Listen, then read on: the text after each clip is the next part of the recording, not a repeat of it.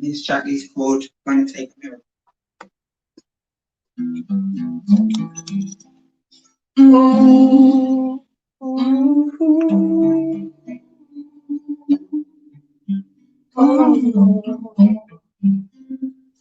yeah, oh,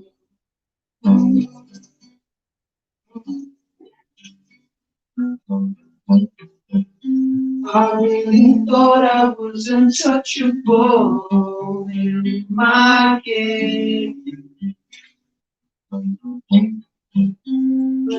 When blatantly she catch me out, I still play.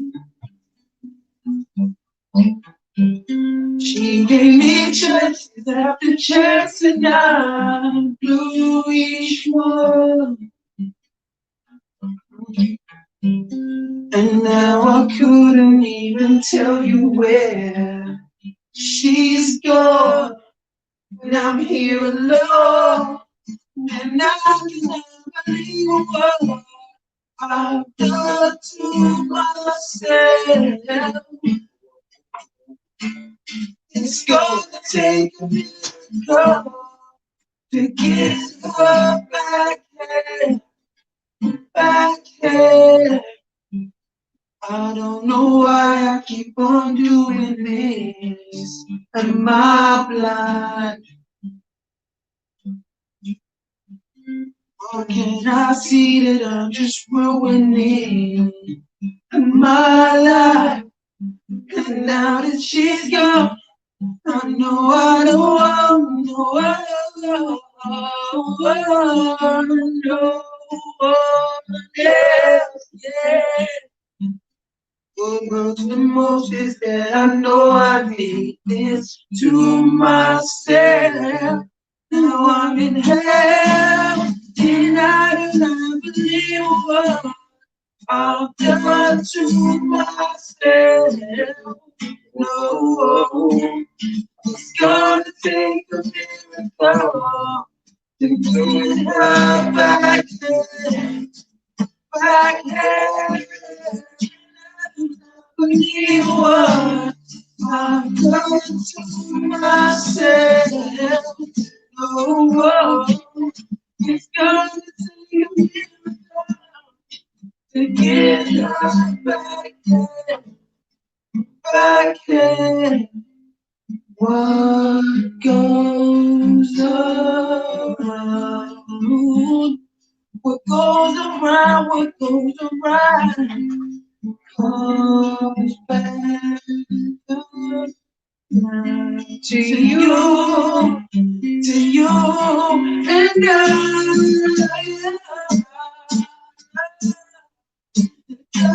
to myself. Oh, it's gonna take her back, back,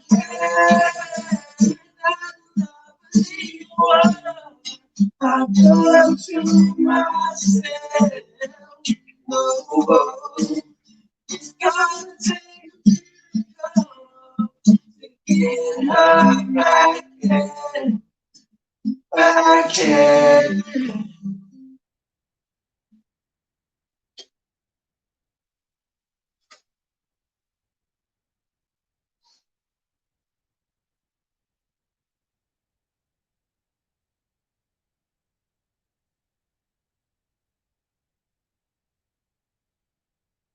Hey, yo, mic check, mic check. Look at the speaker when I'm talking to you. Mic check, mic check. BBC Asian Network. Okay, hi. My name's Digger. This is Ricky on guitar, and we're about to perform Broken.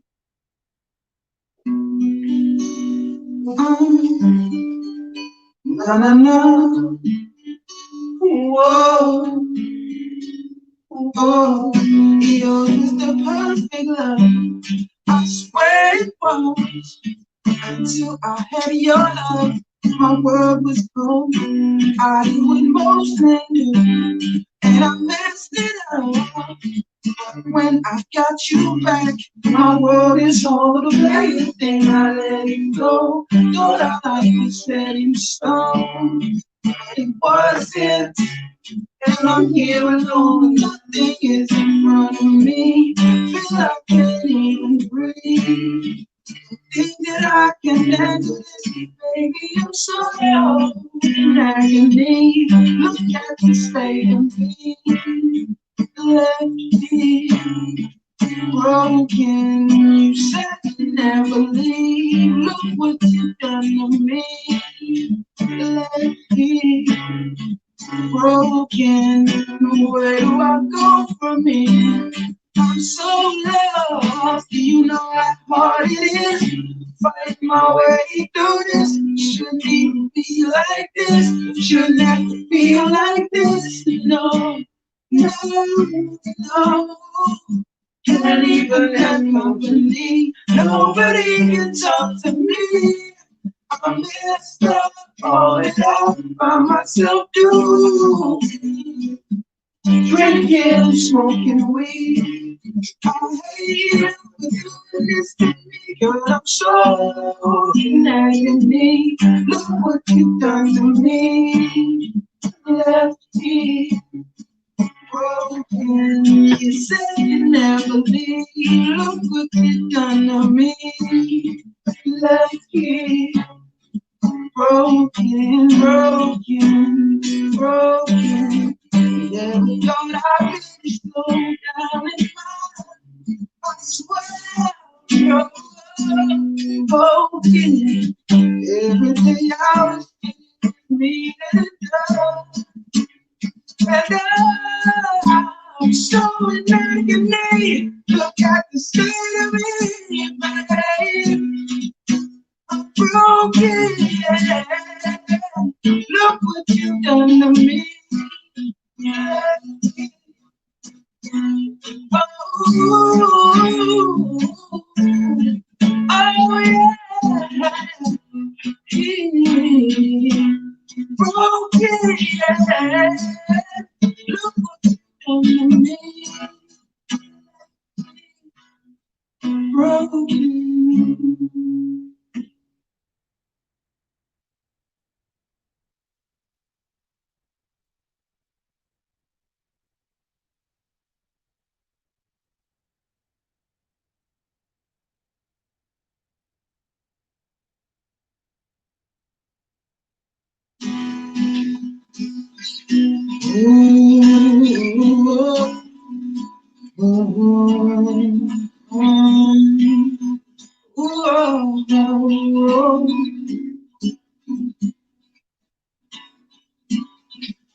I was in the darkness waiting to be found. My heart was locked away to the ground. Tried to find my way, but there was no way out. Yeah,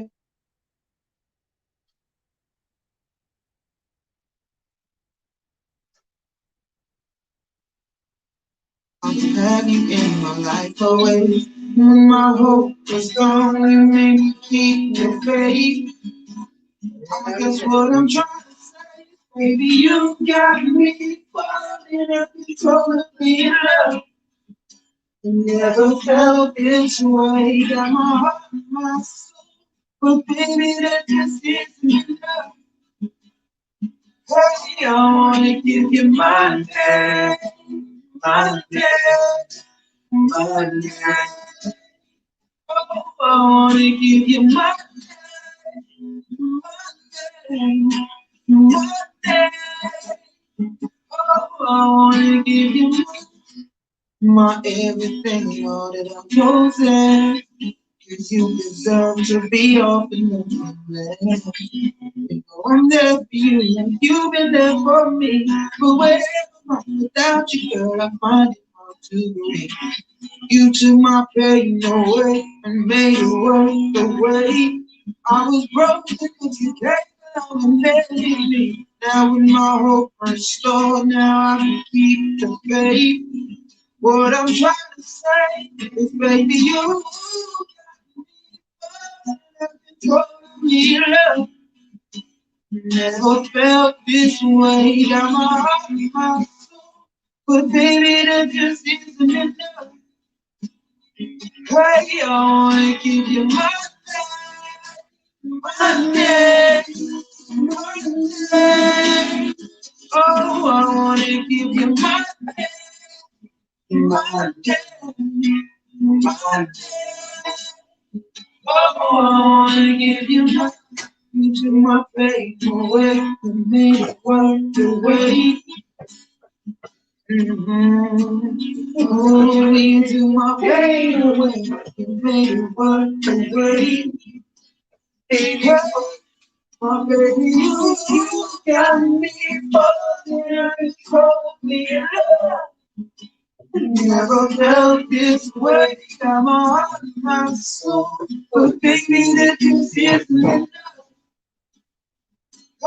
I wanna give you my name, my name, my name. Oh, I wanna give you my name, my name. Oh, I wanna give you my name.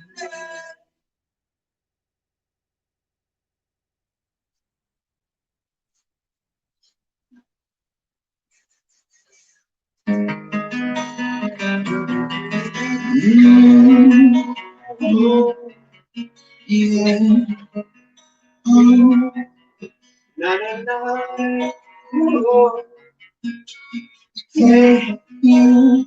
Why you keep on telling me I already told you once? You know I gotta go. You say I should make it disappear, we can bring it back to us. But when you had me before, you didn't want me, didn't recognize when I go. Now what do you know? It's a different story, now you're the one I want. Does it hurt when you see me doing well? Nothing new that you say I'll be. Then you look at her. And she hopping out of bed, going shopping with her friends on me. Tell me, does it hurt? Still running by me, suddenly reminded of everything you could have had. Does it make you sad? Maybe too bad. You must be insane if you think that I would play my girl. You need to get a grip. Come back to reality, cause I'll never ever leave you. Love. She gives me just what I want. Loves me, she is my everything. And I don't want nothing more. Let's see right alive with me. Just to make sure to get away. Tomorrow we'll get that. When you see me doing well, never mean that you said I think. Then you look at her. She hopping out of plans, going shopping with her friends on me. Scary as you love, we are running by. You suddenly remind you everything you could have. Does it make you sad?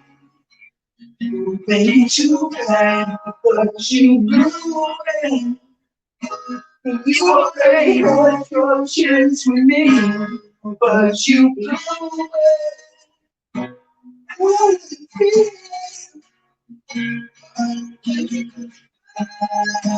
See me doing that you said I am. Did you look at me? And she hopping out of plans, going shopping with her friends on me. Tell me, does it matter? To see you you suddenly reminded of everything you had. Make you sad, baby, too bad.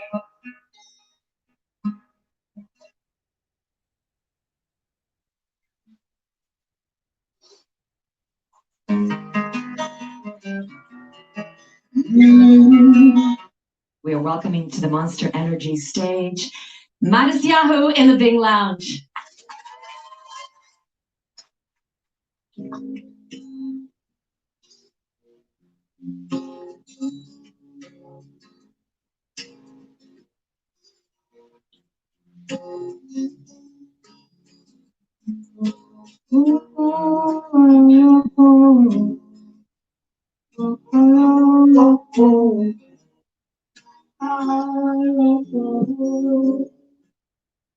Sometimes I lay under the moon and thank God I'm breathing. And I pray don't take me soon. I am here for a reason. Sometimes in my tears I drown, but I never let it get me down. So when negativity's around, I know someday it'll all turn around. Cause all my life I've been waiting for, I've been praying for the people to say that we don't wanna fight no more. There'll be no more war. Our children will play. But one day, one day, one day, one day, one day, one day. It's not about win or lose. We all lose when they feed on the souls of the innocent, blood-drenched men. Keep on moving, don't wanna stay raging. In this maze, you can lose your way. No way, it might drive you crazy, but don't let it take you nowhere. So no way. Sometimes in my tears I drown, but I never let it get me down. When negativity is around, I know someday it'll all turn around. All my time I've been waiting for, I've been waiting for the people to say that we don't wanna fight no more. There'll be no more. Our children will play one day, one day, one day, one day, one day, one day.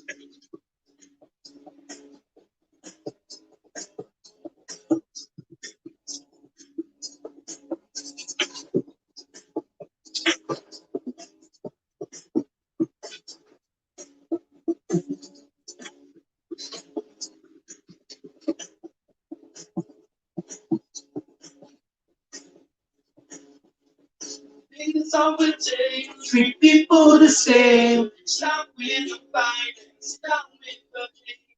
We will be free, I'm proud to be under the same sun. Singing song of freedom life, my love and devote. Whoa, whoa, whoa, whoa. Oh, mama, me. Oh, yeah. All my life I've been waiting for, I've been praying for the people to say that we don't wanna fight no more. There'll be no more war, our children will play one day, oh one day, oh one day. One day.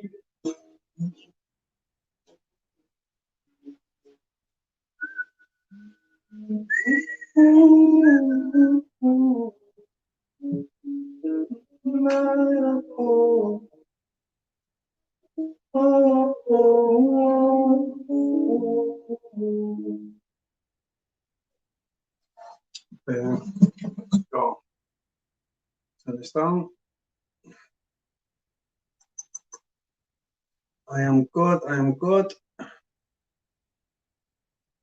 Oh shit. Why am I clicking on my own stream? Because I'm a fool. That's why. Right. Pin it. Pin it. Pin it. Pin it. If you want to jump on, there's the link. If you want to jump on, just jump on. So, hope everybody's well. I'm dieting, I'm getting skinny, and then once I've lost the belly, I can get back into the gym. I'm going to smash the weights, well, when the gym's reopen, obviously. So I'm good. Obviously, like I said, I had corona symptoms last week. Thank God wasn't corona. But yeah, I had symptoms, so I got tested.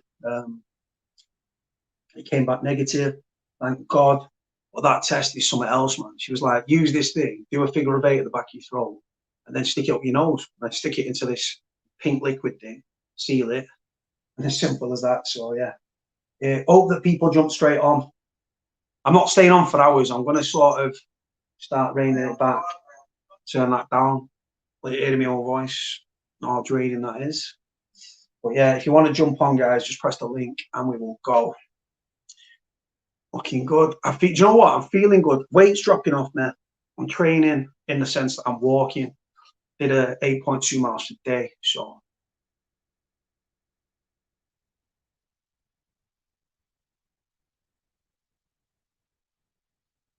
Don't take my drugs, by swear. I've never seen you comment, Gerald, but hope everybody's well. To my Muslim subscribers, I hope you're not offended by my drinking. I apologise. But I'm just chilled out. I'm just dead relaxed. I'm not even in the mood to do a live, to be honest. I'm tired. It's been a while. It's been a while since we've been sat here. But if you want to jump on, click the link that is in the description. It's the pinned tweet or the pinned comment. So if you want to jump on, just jump on. For anyone that's wondering about my fabric conditioners, don't worry. They're all still there.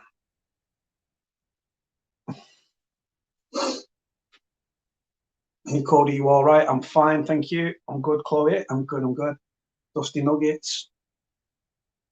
Nice, 8.2 miles. Yeah, man. Respect to you, Dusty. Do you know what, right? I cannot reiterate how, obviously, everyone's struggling with mental health in some capacity. But walking really, really just calms me down, relaxes me. It's I think it releases endorphins in your brain and stuff. So did a road walk today, like I said. But yeah, nice little mooch and everything, and just blow the cobwebs off. Walking is definitely good for your mental health. If you've not tried it, please do. Find somewhere quiet and just go for a walk. But yeah, hopefully someone jumps on, because I'm not even in. I don't even want to talk. Just someone just jump on, man. The last live that we properly did, the last proper live with Brummy, that was an extremely powerful live. Brummy was not in a good headspace. But like I told him, I said, look, you do not have to come on live. You don't have to. You don't have to. He was like, I want to, but I don't want to show my face. I said, no problem. Came on live, and I knew he was in a bad headspace from the comment section from the night before. And I was begging him, reach out to me, reach out. He did. He came on live, and then when he was on live, he actually said, if I didn't reply to him, he'd probably be dead, which is, yeah, it's an extremely humbling and very powerful statement. And this is why we need to be kind to one another, because we don't know what people are going through. Like I said, this is someone that doesn't characteristically reach out. He did. We don't do what we do for praise and things like that. It's just the right thing to do, to be honest with you. So if anyone wants to jump on live, please just jump on, because I'm struggling on my own. I'm so used to having people on the show now, or the guest or podcast, whatever it bloody is. So to everyone that's supporting me, sent me nice messages, thank you so much. To the haters that are tuning in, thank you as well, because like I said, it grows my numbers, which is brilliant. So thank you very much for that. Like I said, everyone's got haters, haven't they? But like I said, hate, the fact that they're tuning in, my numbers go up, my subscriptions go up, people mention me, people come to the channel and subscriptions go up. So yeah, we're barreling down on, I think, 23,400. I have got another channel which is literally got finger.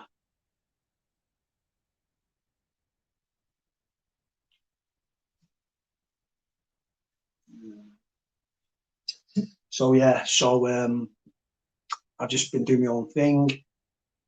and just getting on with it really. But yeah, I've been ill for the last week. I was ill as a dog, so I took a time out. I'm so grateful because when you take a time out, you reflect and stuff, you get to recharge your batteries, and then we go again. So brilliant.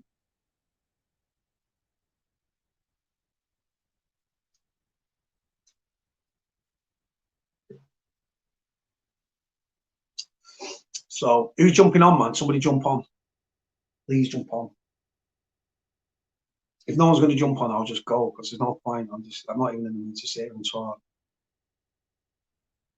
4.3 milliwatts to me, that's great. You can start walking again. Yeah, do you know what? The gyms are closed and everything. People are isolated and people lock off and lock themselves away and struggle with the mental health and stuff. And like I say, if you a lot of people that isolate and that cut off from the outside world, they don't have a support network, they don't have friends, they don't have family, or if they do, they've cut them out. Or not everyone sat there with a great support network and a great family and like behind them. A lot of people are from broken homes and they've got no one to talk to, or they go online and they play on games and stuff on the internet. By the way, been playing a lot of Call of Duty with PD. Marcus hasn't got it yet, but I'm sure he will. But yeah, we played last night. I was going to go live last night actually, and then me and PD were just playing PlayStation, so I just dropped it on the end. I haven't been out of bed for 3 days. Yes, your fuckers out tonight. Do you know what though, Steve? It's all good, mate. It's all good. Like I said, haters, it just grows my channel. So I'm very, very, very grateful. I'm extremely grateful. Grows my numbers. Brilliant. Somebody jump on in the next 5 minutes, so I'm going to jump off because there's no point if there's nobody here to talk to. I'm not staying on for 6 hours, 7, 8 hours, none of that. Just, I'm tired. I'm going to do an hour or two, and then I'm going to dive off.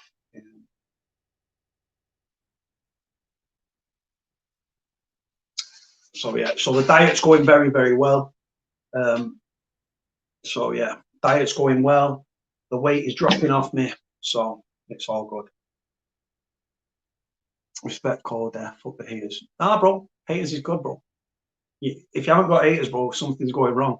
But you know what, bro? It's all good. Like I said, they're tuning in, it's growing my numbers, get more views on my channel. They subscribe to me as well, so they know when I'm going live.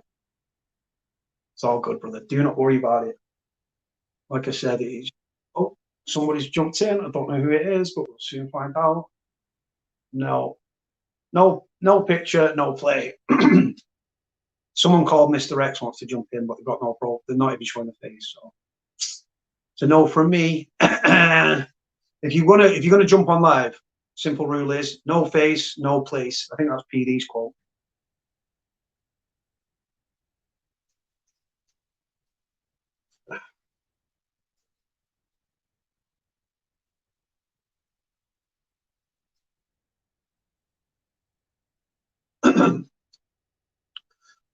And you know what I'm thinking about doing as well? I'm thinking about changing my number and not putting my number online, just putting a link up and then people can jump on the link that way. Someone's pressed the link. Who is it? Again, another Muppet with no profile picture, no profile, no face, no place. PD's rule.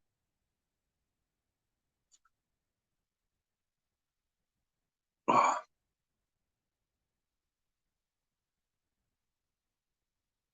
Someone jump on, because otherwise, 5 more minutes. If no one's on by 20:35, I'm going.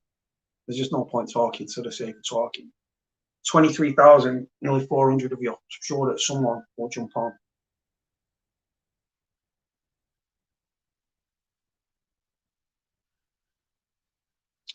Yeah, I think I'm going to keep it quiet, and yeah, I might change it actually. Might just keep it private and then just set people of it. But I don't need to put my number out there anymore. I'll still support people because that's the name of the game. That is completely the name of the game. But yeah, we're here for helping people. Like I said, we don't put videos up telling people about the great work that we're doing, like other YouTubers. We just do what we do, and It's as simple as that. We just keep, like I said, a lot of my work is done away from YouTube, spending countless hours talking to people, helping people, yeah, just giving them an ear, or putting them in contact with other great people that I trust and that I respect within my inner little circle.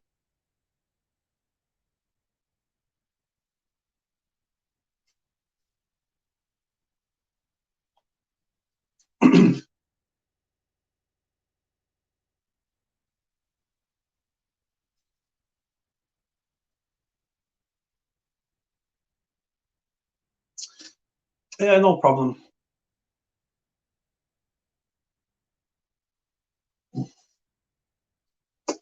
Yeah, it's all good. Yeah.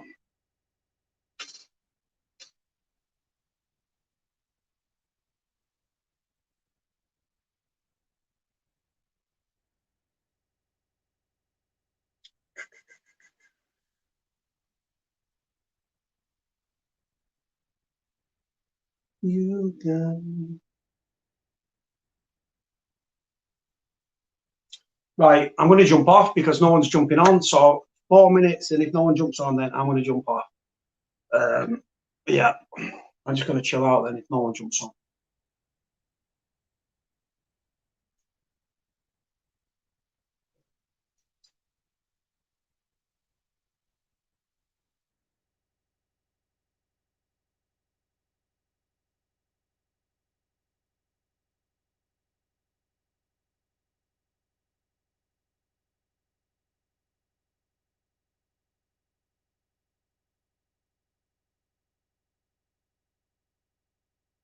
No, brother, no face, no place, brother. Simple as that. Quite simple. No face, no place. Like I said, brother.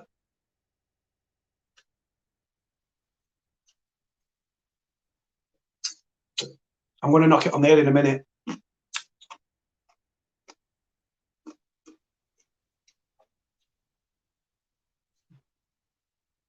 Kick my studio.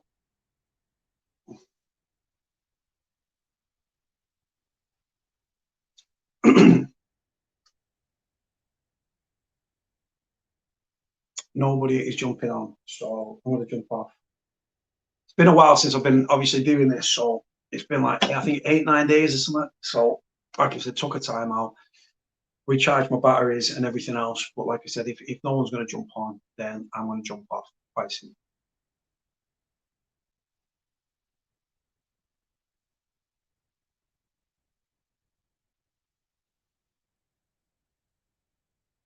Nobody's jumping on. 2 minutes, and then I'm going to jump off.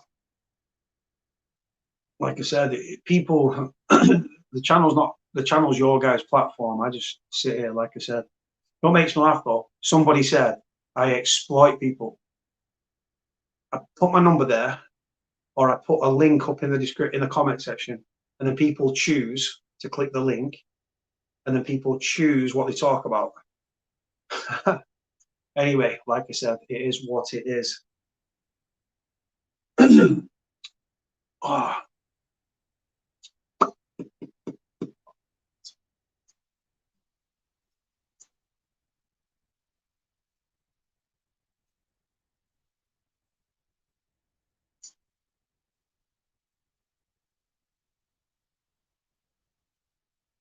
can feel tension, no tension, but a very, very zen-like calm. Right, guys, no one's going to jump on, so I think I'm going to knock it on the head. I was expecting someone to come on, was going to have a little interaction, see what's happening, but obviously not.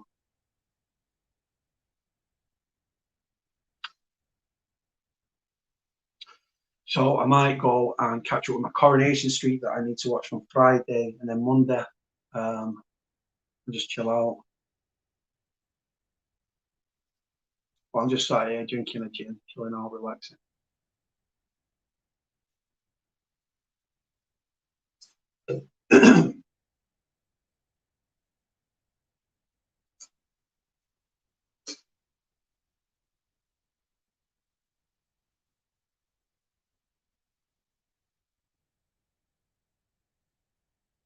I'm not ignoring Jordan, bro. Jordan's one of the boys.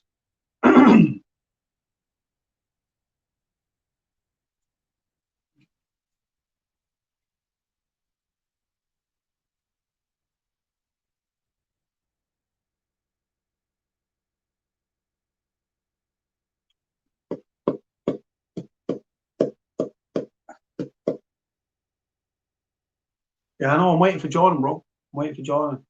I'll probably do an hour or so, and then I'll probably knock on the head. But yeah, Jordan's wicked, man. Jordan's one of the boys. The link's there in the comment section.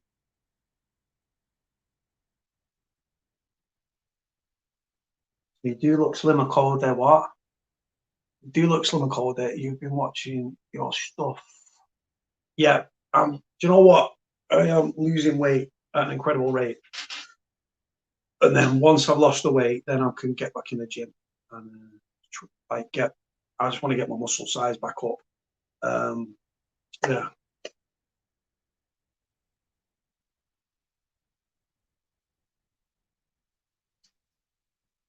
So yeah.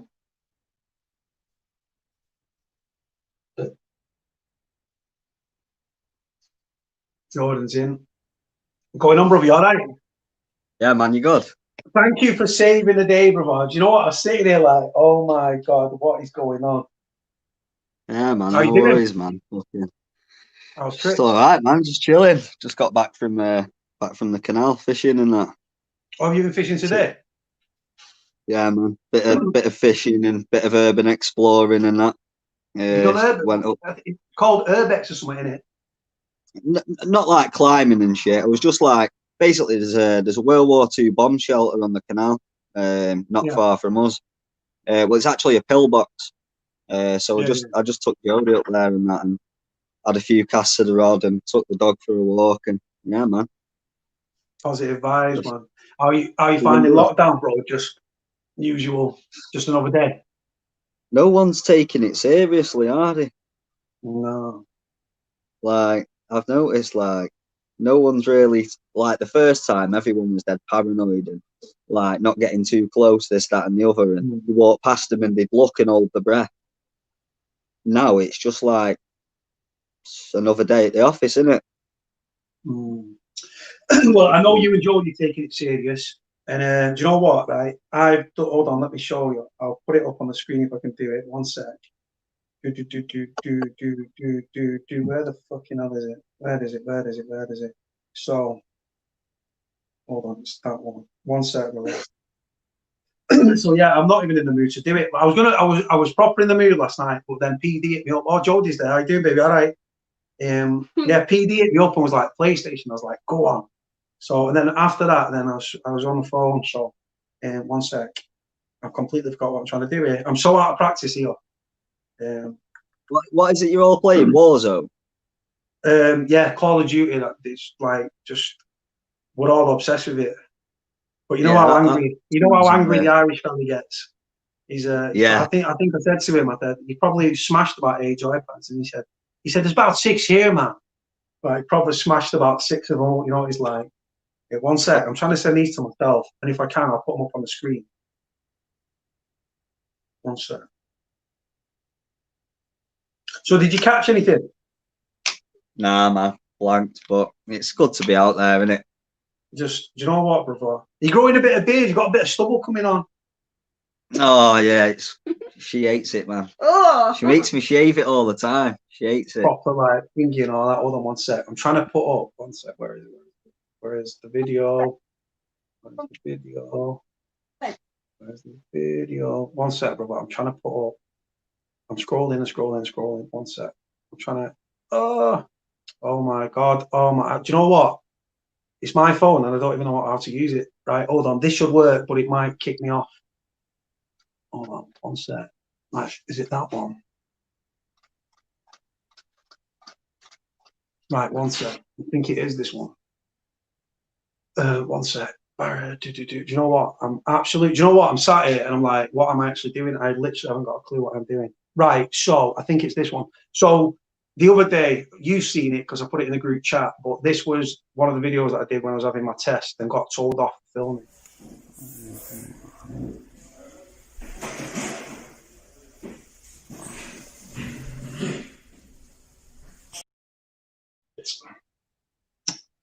That test. Have you had the test, brother? Didn't you? It's horrible. Honestly, it's absolutely horrific. Proper, yeah, like proper. Like you got it. So she literally gave me this thing and said, right, take this thing, snap it in half. No, keep it. It's like a piece of plastic, and then you've got like a swab on the end, and you put it in the back of your throat, and you've got to do this figure of 8 shit. And then once you've done that, she said, right, snap the second bit off, and then you stick it over your fucking nose. I said, the same one? She went, yeah. So I went like that, and then you got to script back, put it up, and then just go round, and then put it into this test tube thing with a pink liquid and screw it on, and then you give it to them, they seal it, and then they put like a QR code. I don't do what, you know what I'm like with all them. Do you remember when we went to the pub and it was like, do this track and trace shit? And he was like, nah, none of that. And then we went, and then we went to I write down black numbers, black names and all that. I just don't like a paper trail. I've always been like that. Do you know what I mean? Like, it's just one of them.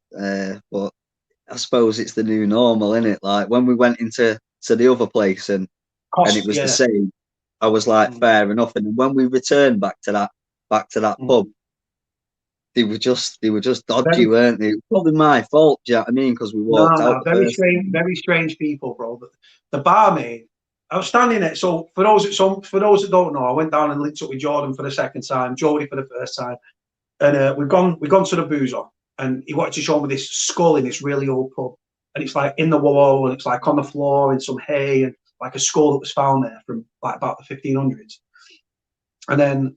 The landlord came. Oh no, I think that was the second time, wasn't it? It's the second time. But the track and trace thing, and Jordan was like, nah. So we left, went to Costa, and the track and trace thing there. And I just wrote down any old name, any old number, because I don't trust them. You had a mocha, or you had a double mocha. I had that ruby hot chocolate thing, and Jordan just had a bottle of Coke because she had that thing with a tooth. And then we went back to the boozer. And when you go into the pub, you've got to have your mask on. So I've got my mask on. It's got Manchester there. And she went, so where are you from? I said, Manchester. She said, well, I can tell by your mask. And I thought, well, why are you fucking asking then? But the landlord come over like this, like a fucking big man, didn't he? Like walking over like, and first thing I did, I was dead chilled, but I was thinking, what a dickhead. And I was looking at Jordan's body language because Jordan looked like he was getting pissed off. And I was like, oh, shit. So it was a fucking fool. To be honest, the way he come over, because how he was dressed, t-shirt, jeans, and the way he walked over, his chest out, he looked like a piss. I thought he was just a regular in there, try to, and I've had that a few times. I've walked into pubs out of town and they've not known my face, and I've been hit for nothing. Do you know what I mean? So it's just been a scrap. So I just looked at that for why, and then he's like, "I'm the landlord." I was like, "Right, are you?" Do you know what I mean? Well, then what? She's just got them. Yeah. No, I don't want to go on camera.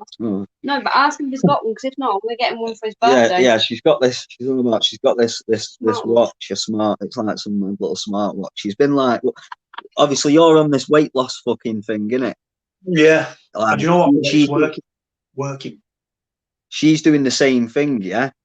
But like she's got this watch, and it counts like how many calories you've burned, how long you've slept for, how much deep sleep you've had, how many steps you've walked, how many miles, the fucking lot. Fucking only 25 quid, man. Every time she gets stressed, it vibrates and tells her to fucking calm down and take breaths and shit. Yeah, man. She said she'll grab you one if you've not got one. She'll grab you one, man. But, man. It's cool. It sounds a bit trippy though, like the fucking hell. Like, because I won't finish that sentence. I'm on my little diet thing, and I'm all like healthy eating and supplements and stuff like that. And but fucking hell, your chest and all that. I think there's one where it actually tells you, like, your chest palpitations, if your heart's beating too fast and stuff. And it's fucking great if you're having an heart attack.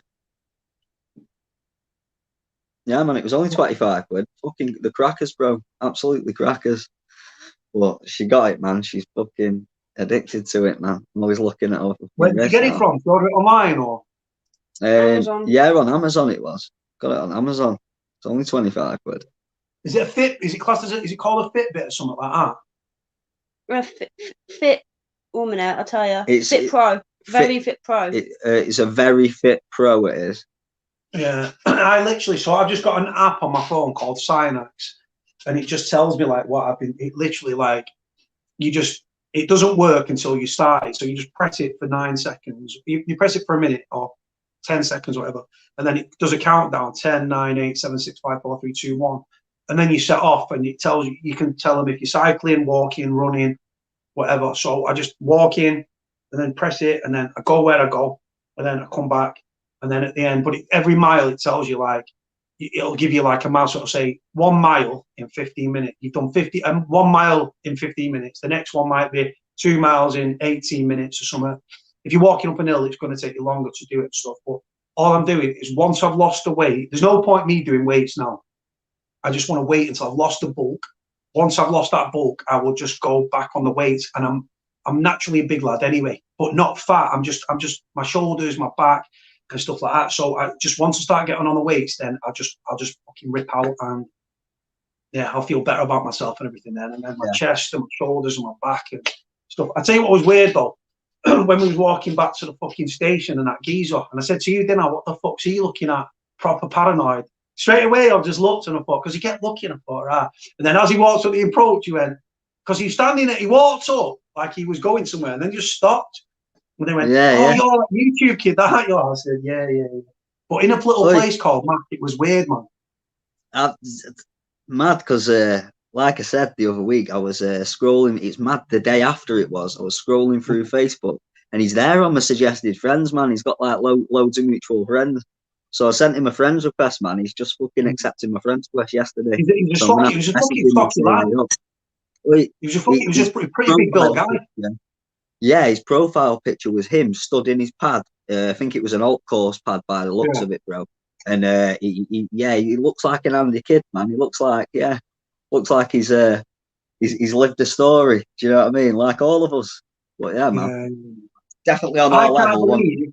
The one biggest shock about that day was the fact that Jody had never been in that little park thing near the station. Hold on, my fucking phone screen. Are you there? Yeah, but everything's perfect on the side. All right, stay there. Yeah, I'm back. Yeah, Jody had never been to that park that we was in, that one near the cop shop. Nah, I know, yes, Sparrow Park, man. She'd never been there, but I suppose that's me. Like, obviously, I grew up going there and smoking weed, and because it's right next to the cop shop, and people get pissed there. It's not really somewhere I've thought I'll take my missus. Do you know what I mean? It's always been one of them dodgy spots. But yeah, man, it was nice. It was quite chilled when we went, wasn't it? Very chilled. Yeah, she loves it. Do you know what? It's proper. I like, because I just said to them girls, and I said, yeah, take a picture. And do you know what? Give her fucking fair play. She took a good picture. And then when you and Jody were near that tree with all the lights, she said, yeah, grab a picture. Take about 1,000 pictures. And because I know Jody was like, let me find because obviously people are like, I'm like, if you take a picture, you've got to try and find a good one. But when you've got a face like this, I'm not photogenic, so I just sort of got it. I've got a dodgy eye.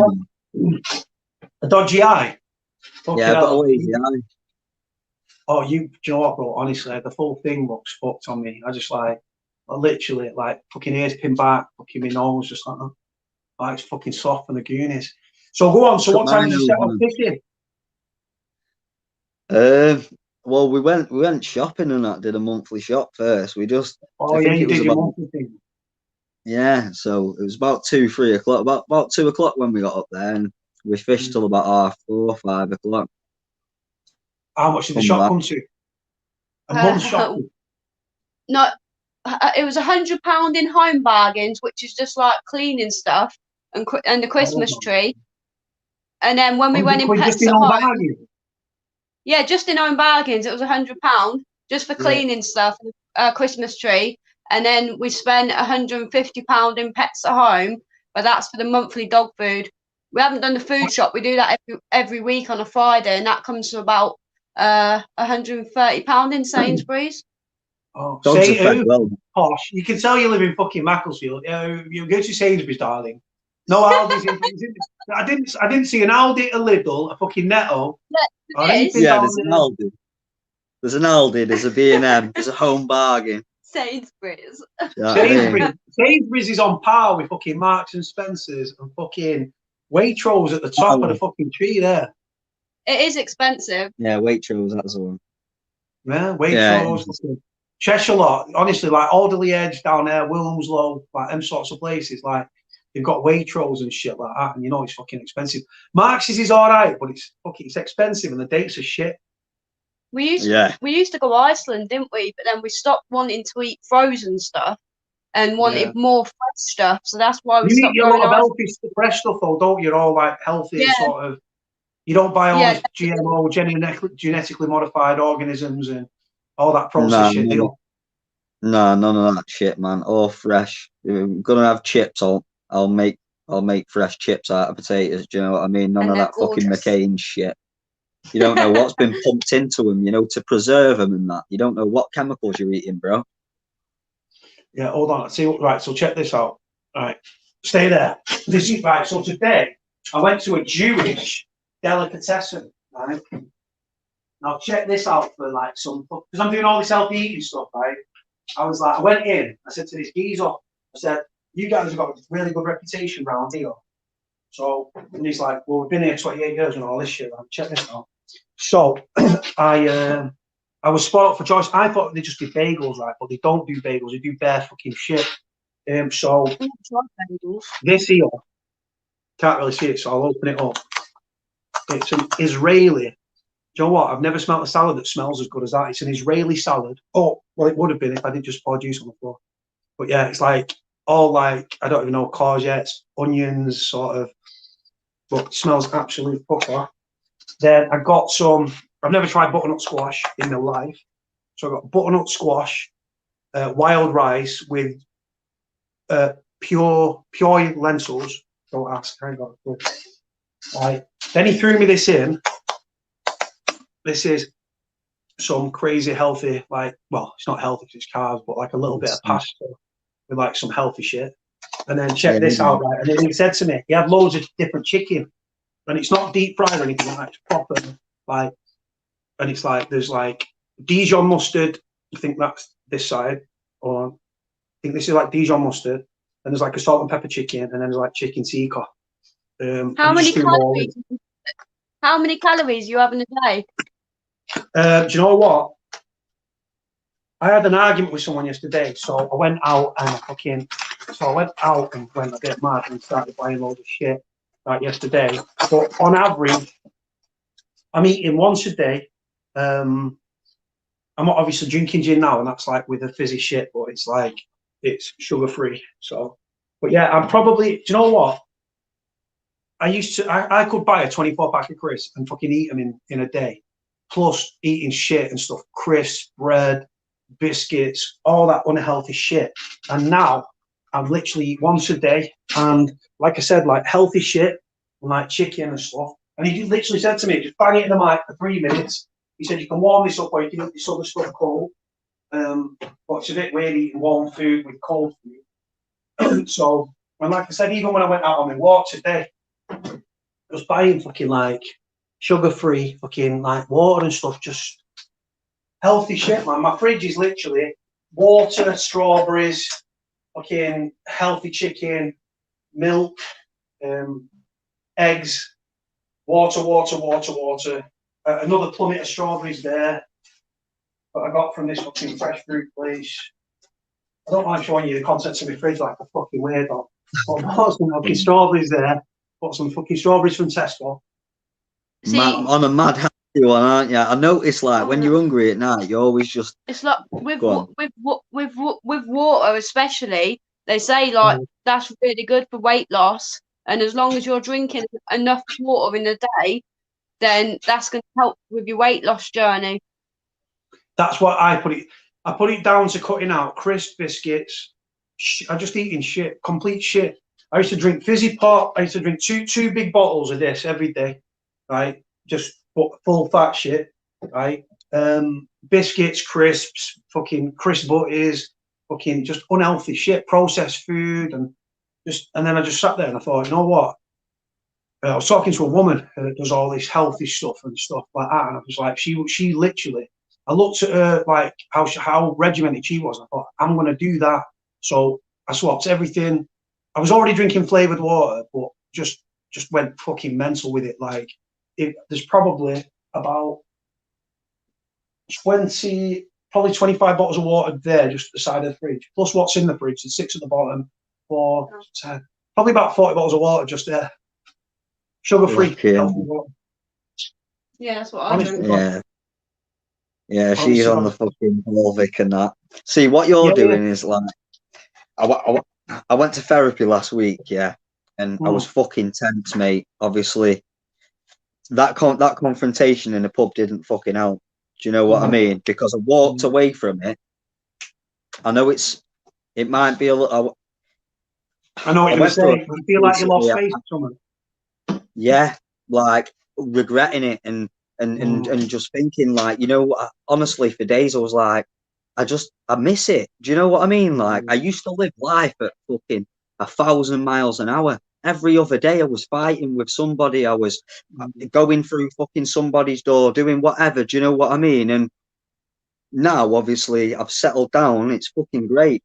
But I don't, it's fucking hard, man. Like, and I'm getting better at holding my temper now.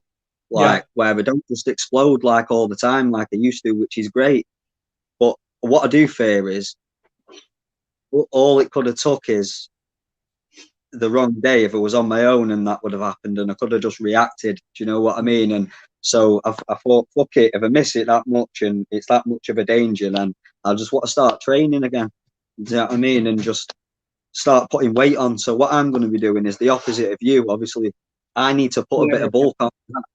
At the moment, I'm only walking around at 118 to 120 pounds. I'm I want to be more, 8.5 stone. What's 118 pounds? Yeah, 8 stone 6 it is. Is that what it is? Yeah, something like that. 8 stone 6 something. But 8 stone 4. 8.4 is it? 8.4. So they're 8.4. I was 8.6 on the. I was actually 8.6 on the scales. So I'm probably 120 pound when walking around that. I want to get to about 125, 130 or something. You know, like 9.5, 10 stone. And then start it in the gym. And if you ever look at your BMI though, how tall are you? About 5'7"? Nah, nowhere near that. Like I'm like 5'3", 5'4", bro. Max 5'2", 5'3". Right, yeah. And then, but if you looked at your BMI for your weight and height, you're probably in a healthy sort of thing, you know. You don't have to be like a massive lad, but are you just under? I think I'm just in the average range now, at the bottom of the average range. But at one point in 2018, I was 45 key, which is 7 stone on the dot, bro. I sent you that picture, didn't I?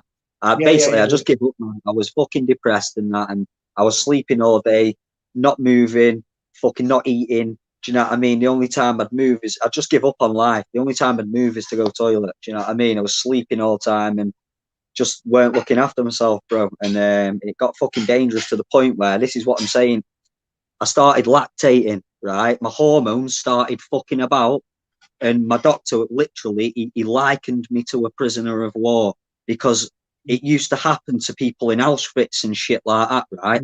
They'd get that skinny and that deprived of food that you literally... yeah, because you're that malnourished. I looked down, I was wearing a t-shirt once and I had a little wet patch on my nipple, and I was like, what the fuck?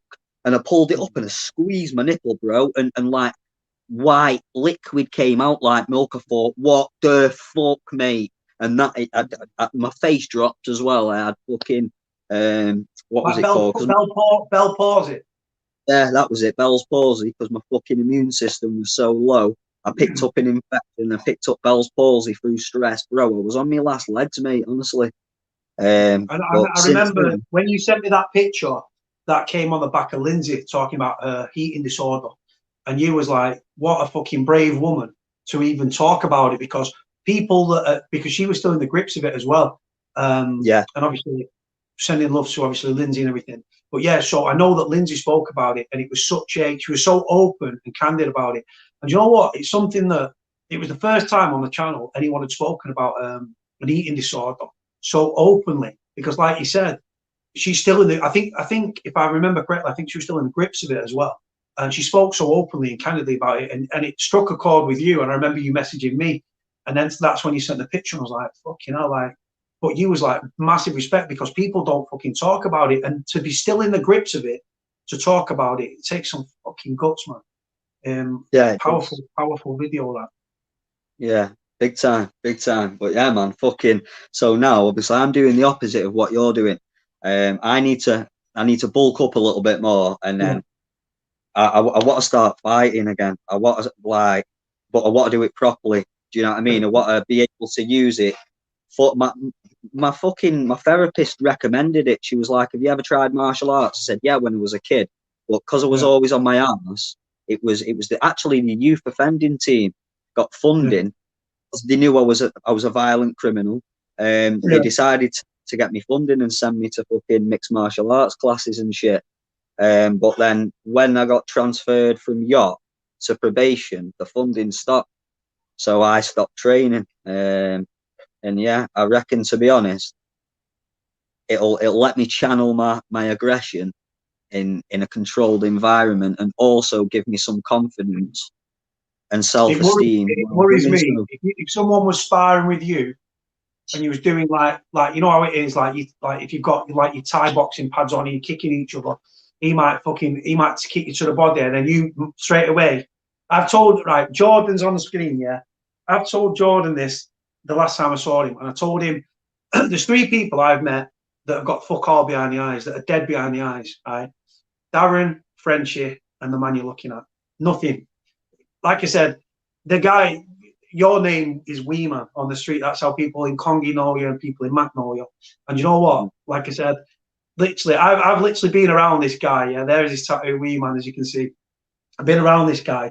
Let me tell you, like, certain dickheads might look at Jordan's height and think not capable of fuck all. I've been in his company, and trust me when I tell you, I know when I look at someone in the eye, right, if they've got it in them. And let me tell you, that boy is he's a volcano. You've got it in him, 100%.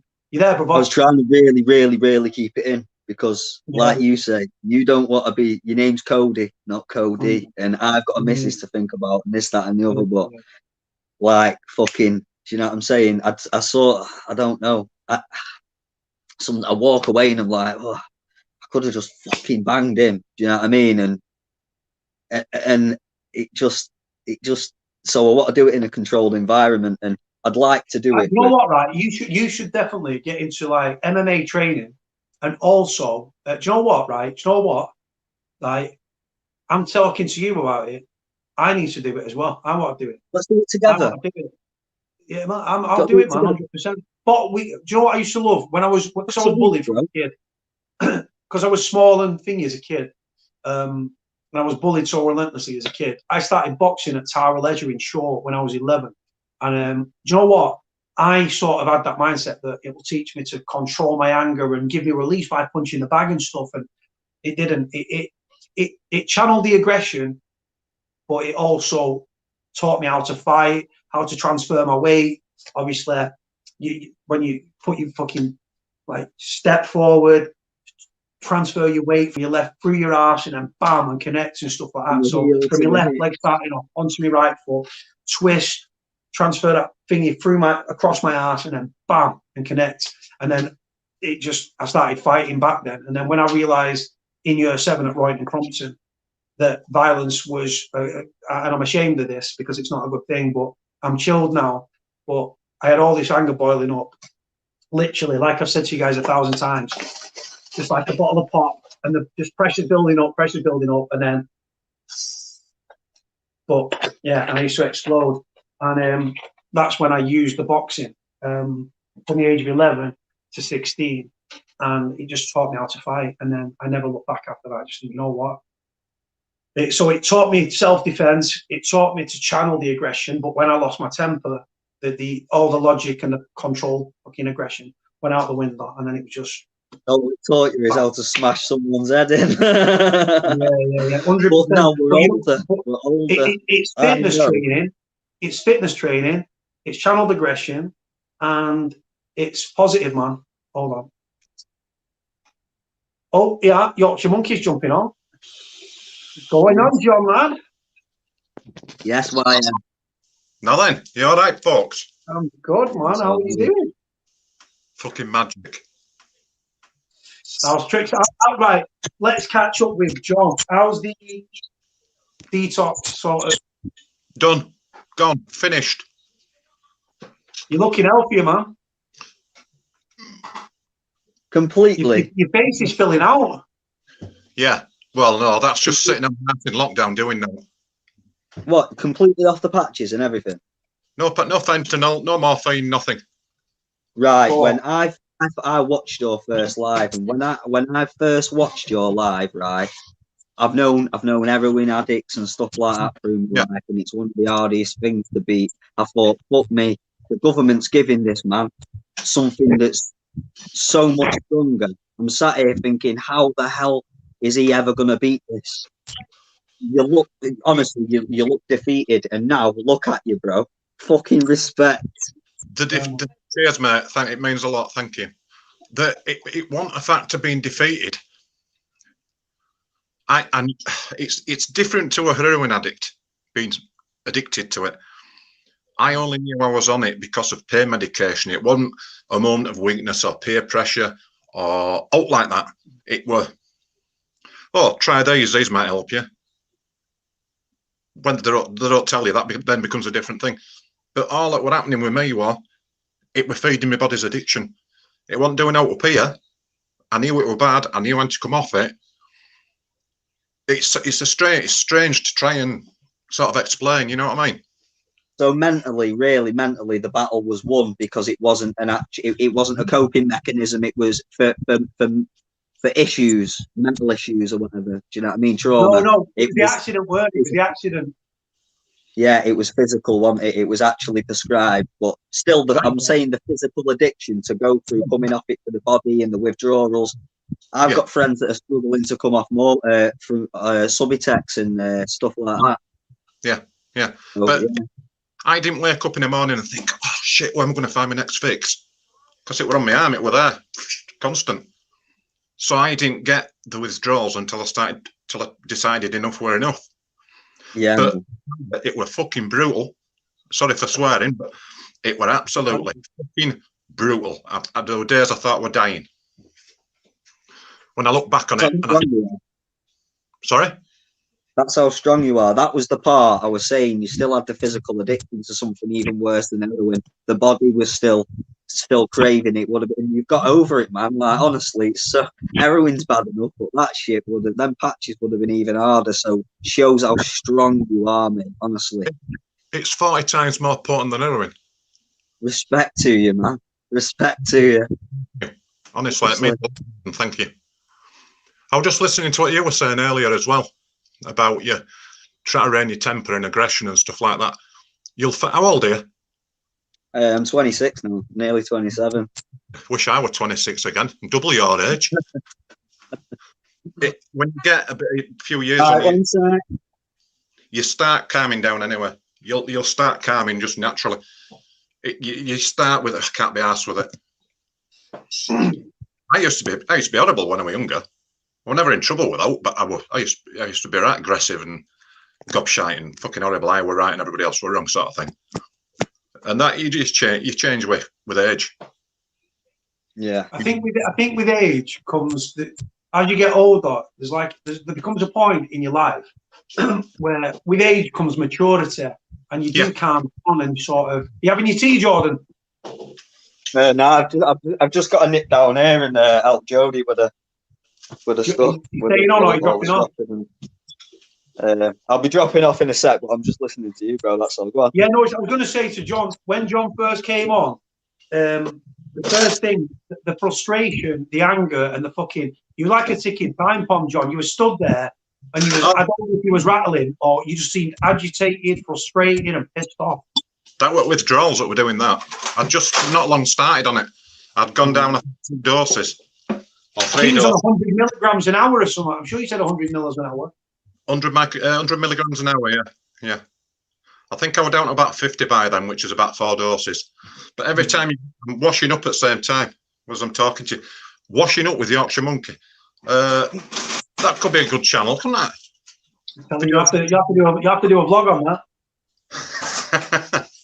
But yeah, it was the bitterness of it, the whole situation. It was the anger of not being able to do what I used to do. I used to be strong as a fucking ox. Strong as an ox. I could have lifted either of you two above my head. No problem. I don't know. I don't know. I was topping the scale at 23 stone when I left jail fucking 4.5 years ago. 23 stone I was topping easy. I'm down to 18.7 now, probably about 18.5 without the clothes. When I first I've known lads that can kill me with one arm. Yeah. I mean, when I had accident, I was about 18 stone. But first year, 18 months, when I sat in my house, couldn't do much about, I went up to 24 stone. And that was just through sitting on the sofa watching endless reruns of Dukes of Hazzard and shit like that, you know. Eating vast amounts of Jaffa cakes and crisps and biscuits and crap. But as soon as he got mobile again, it started falling off. So you nearly lost everything, though. Marriage, everything. You nearly lost it all. I say to people, be careful, because anything can change in the blink of an eye, and it can. It really can. Honestly, people don't realise just how much they've got until you lose it, or just how much you can do until you can't do it anymore. You don't realise what punishment you put your body through till you can't do it. 100%. Yeah, I'm not avoiding eye contact. I'm just washing up. So no, it's all right. Don't worry. Jordan, I'm going to have to jump off anyway, lads, because literally front room's full of stuff. So I need to put everything away. But good to see you. Yeah, good to see you too, and thanks for the kind words, John. Good to see you happy. Get your head down and go on with that training. You know, I'm going to, man. Oh, if you're up for it, Cody, have a think about it, and if you want, me and you will do it. We'll go to a gym once a week or something, man. I'll do it, bro. 100%. Yeah, man. I'll do it. I'll give you my word now. I'll do it. Definitely. 100%. I promise you, I'll come down that day when I said to you, "Are you free tomorrow?" Yeah. I said to you, we were talking on John. We were talking on the phone, and I said to Jordan, "we're just having a random chat." And I said, "You know what?" I said, "You and Jordan?" He said, "Yeah." I literally went down and linked him, and we went to the pub. We went for coffee, all that good stuff. Yeah, I remember you saying. Yeah, man. Well, we'll do it, Cody. We'll do it. But anyway, I'm going to drop off because I'm just going to help the missus with this. But nice seeing you all. No worries, man. Catch you later, Jordan. See you in a bit, John. Chat, brother. Look after yourself, mate. Thanks for coming on. Appreciate it. See you in a bit. Bye. He knows how to do it. Yeah. Yeah, he's gone. So go on. So for those, again, John, just so people remember how you ended up on the fence and all. Well, sorry. Was you addicted to morphine first? No, it was when I had an accident. Yeah. As I explained before, right comedy of us. They sent me home from hospital without even an X-ray, and I'd been taken in on spine board, all strapped down and stuff, cut out and all that bullshit. They sent me without anything, nothing, not even an X-ray. I then went back 5 days later. They panicked, really panicked, because I'd missed a broken neck, obviously. They then panicked that much with my neck that they missed my hip. So my hip, because I was on such strong painkillers, my hip healed wrong. So that's caused problems now. But they started me off on tramadol and dihydrocodone to start with. And I went up that a few doses, in various doses. Then I had your body came accustomed to the dosages of the diamorphine and the tramadol. Yeah. Your body built up a tolerance. Dihydrocodone, yeah, DF118 to call them. Yeah. But tramadol themselves are horrible. They're just not as bad, but for the strength of them, like an opening, not an opening, a level entry opioid. Yeah. They just turn you into a fucking psycho. Tramadol. I've had them. Really yellow capsules. I've had them. Horrible. Well, mine were little white tablet ones, but they turn you right aggressive.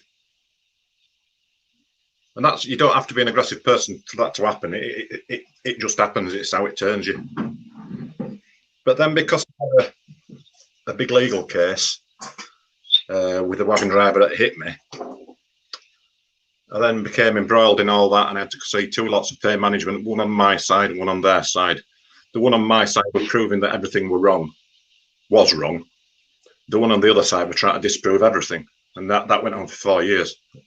Oh, you even had the fucking, you even had them following you and all that, taking pictures of you to make sure you wasn't fucking blagging it. How dirty they were. They followed me for a week. There were 2 or 3 days I didn't even go out of the house, but they followed me over a week, and now they were sat outside my house for 3 days, continually filming front door.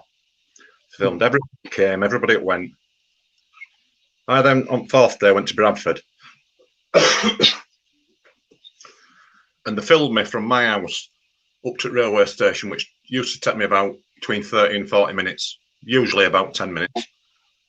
But they edited it down to make it look like it took me 2 minutes. That's how devious they were. But they're that stupid that they didn't realise in the bottom of the screen there were the little time capture and date. Timestamps. So that changed. Every time they edited it, it went forward 5 minutes. And they didn't even realise they tried to put this in as evidence. It's, do you know what? It's disgusting. They tried to do that. It was a genuine. Obviously, there are people that might take advantage of the system, but it was a genuine case for you. Yeah, of course, there's always people that take the piss, but I work. I've told you all dirty tricks, haven't I, in that initial first time I were on. Everything down to your grades you got at school depends on what your final payment will be and your compensation, things like that. It's all just dirty tricks, every bit of the way, right up it's to it's just trying to roll down that number, roll it down, roll it down, roll it down. Of course it is. But the bigger the case, the more severe they get. So, but anyway, I had to go see this other pay management. It was supposedly best in England. I still can't remember his name. I remember telling you about him last time, and I can't remember his name. It's from Barrowford, over at Conway, over in Cone, Nelson. Yeah, it's not far. It's not far, Burnley way.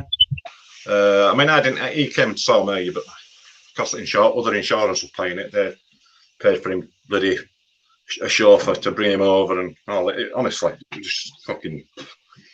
He put me on one called buprenorphine to see if that'd help anymore. But I'm listening, John. That just. I'm listening. So I had to stop using that. Okay, Cody, put some drawers on. Cruelty Man's going to be around soon. I'm listening. I just got some fucking scratch. I'm just like, I'm not planning to think. I'm just like asking for grab some fucking ice. How's the missus and the kids as well? Are they all good? Well done. Sorry, I was talking to Mrs. Hang on. Oh, sorry, mate. I carried on talking as per fucking usual. But yeah, what I was going to say to you. So you went. So this guy came to see you, and then this is where he came out with a genius. Well, I say not genius idea. That life-changing idea to put you on conventional. But yeah, it's a tough one. It's a tough one to criticise him because they doled it out. Like nurseries give kids sweets, you know what I mean? It's what they get management then. But the problem I had with it was there were no warnings. There were no, this is highly addictive. Just be careful. None of that thing whatsoever. So I started on 12.5s, on the 25s, 50s, and you just become tolerant to it because it's that strong. You become tolerant to it so quick. And that's the problem. And once you're tolerant to it, it doesn't do any good. All it does is feed your own addiction, your body's addiction. It's a physical. When it's given for pain management, it's a physical addiction. You know you shouldn't be on it. You know you don't want to be on it. But what choice have you got? Because the pain that you were suffering, if you didn't take the fentanyl, how bad was the pain management? How bad was the pain? I can imagine it was pretty intense. For fuck's sake. It's all right, John. You've got like a counter or something. You can see this off. Oh, he dropped off. So that's John, Yorkshire Monkey. He'll pop back on, I'm sure. Go and check his channel out. He's an auditor. He's become an auditor. Really takes an interest in the audits. goes out and audits himself as well. A lovely, lovely man. He's back. There we go.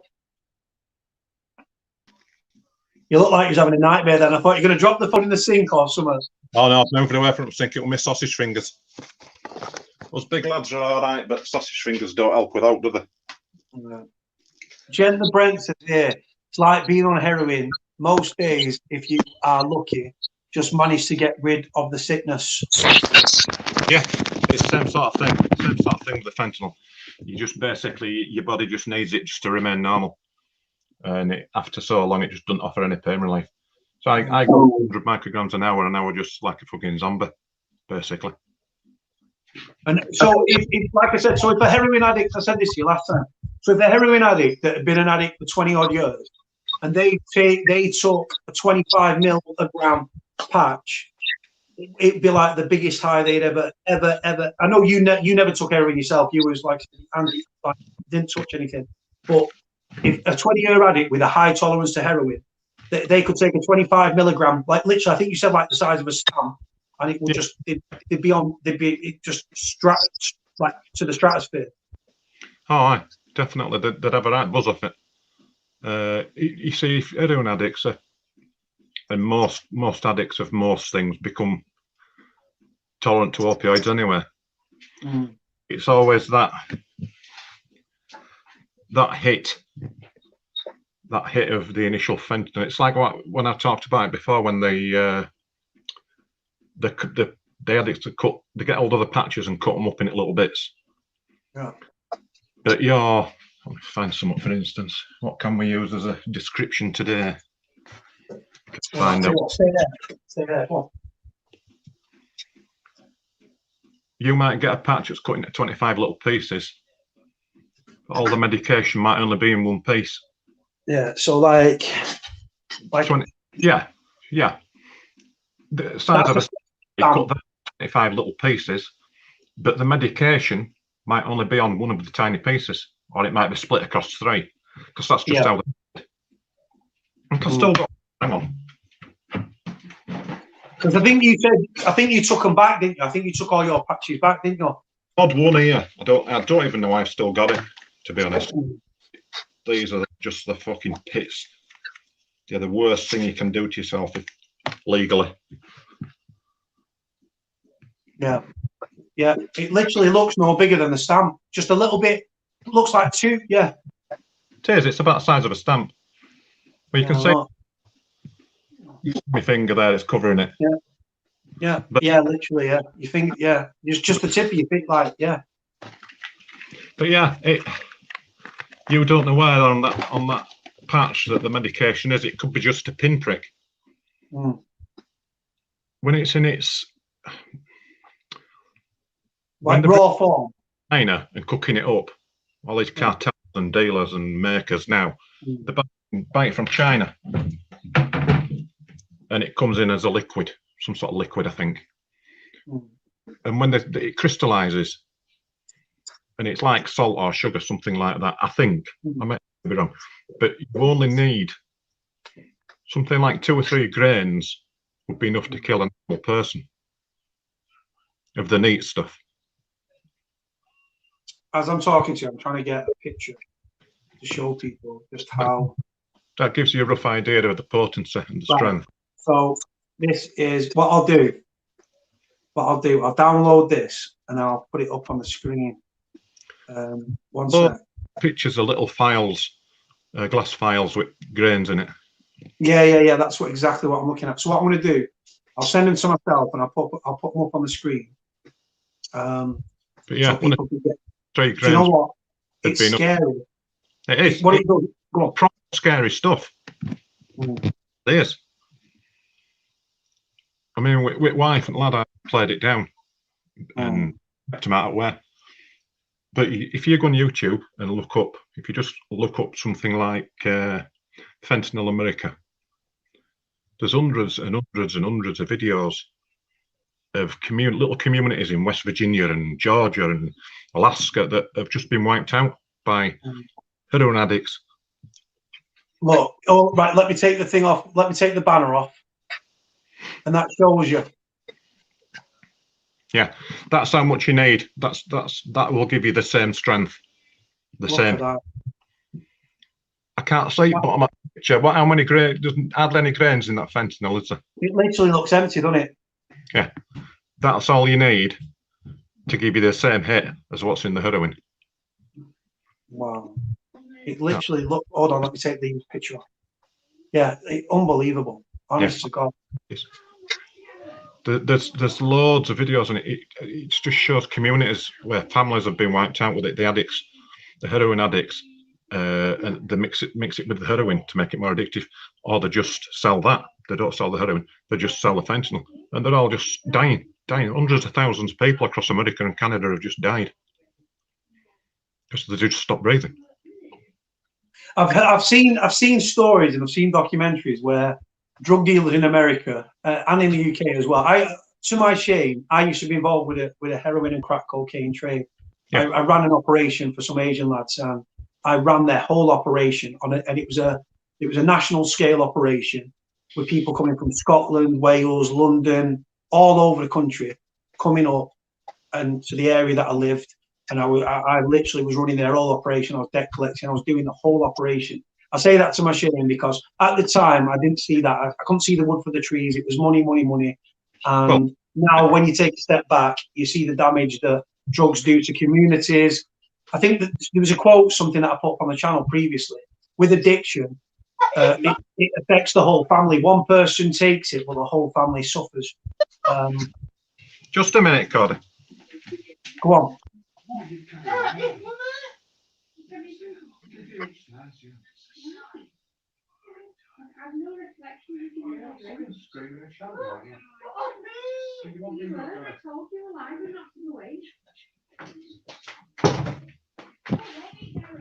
The joys of You got company? no, it's just lad we're kicking off. He's mentally and physically handicapped. He's autistic as well as. Oh yeah, you did. Yeah, you did actually say this last time. Yeah.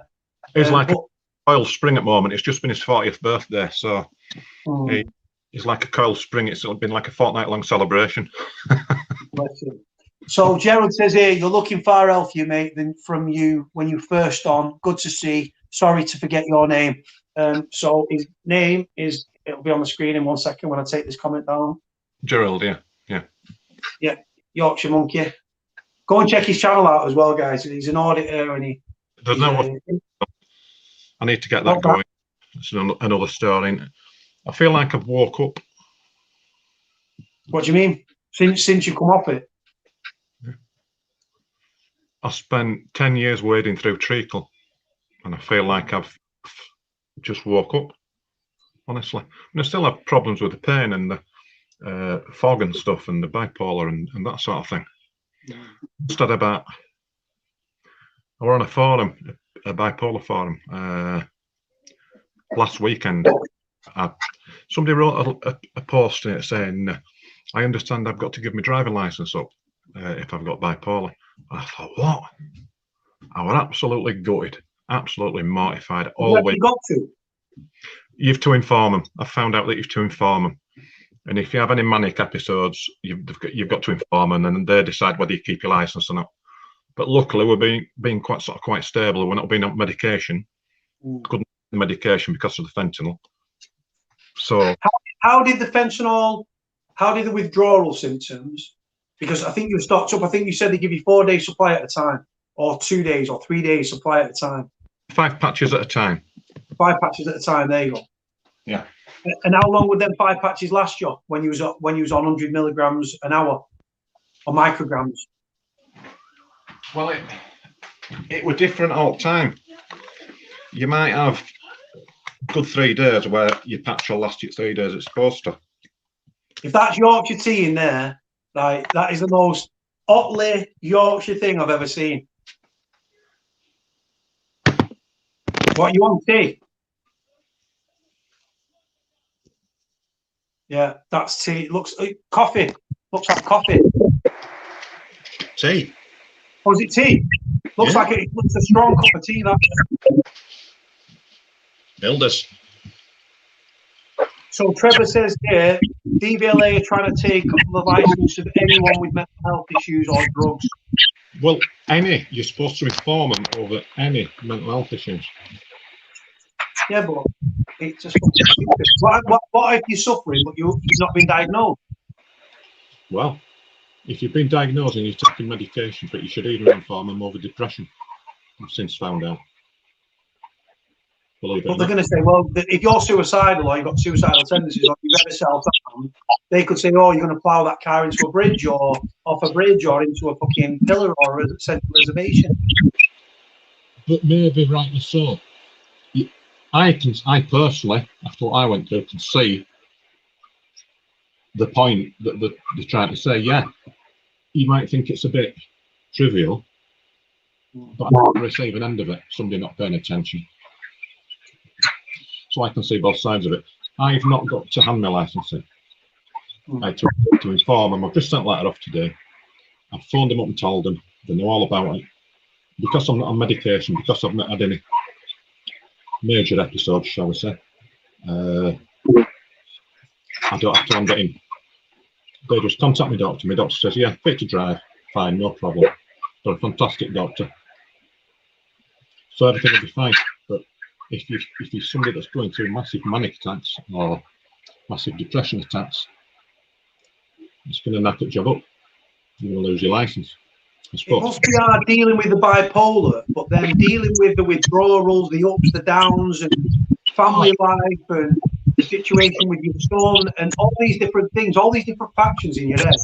And then you had an addiction. You had an addiction into the mix, which was took your life. No, it did. Everything was fucked. I have to be candid about it. My whole life changed. I lost so much. I gained a lot of things. I gained 2 fantastic grandsons. I gained various things, but I lost so much. I gained them 2 fantastic grandsons, but I couldn't lift them up for the first 4 years of their life. I just couldn't pick them up. I just couldn't do it. Just couldn't physically pick them up. But I think you said you went from being a big 18-stone guy to, like you said, you couldn't even pick your kids up. Yeah. But again, you say you've got to see both sides, haven't you? I could have ended up very, very, very easily ended up quadriplegic. And 8 of them, I just could have been in a fucking wheelchair doing no. So, I'm here as I am. Yeah, beautifully broken. I remember you saying, like, I said to you, I think I remember saying to you when we spoke, and you literally said, like, if your missus would have walked away, would you have blamed her? And he was like, no, not at all. But she stayed by you, man. I wouldn't have blamed her for any point in the last it's 12, just nearly 12 years. I think it's 23rd at 29th. I can't remember now. In November when it happened, and it's just 12 years. And I wouldn't have blamed her for walking away at any point of it up to now. Never mind fucking the hell that was at 12, 11, 10, 9, 8, 7, 6 years ago. Honestly, blink of an eye, everything can go. Just tits up.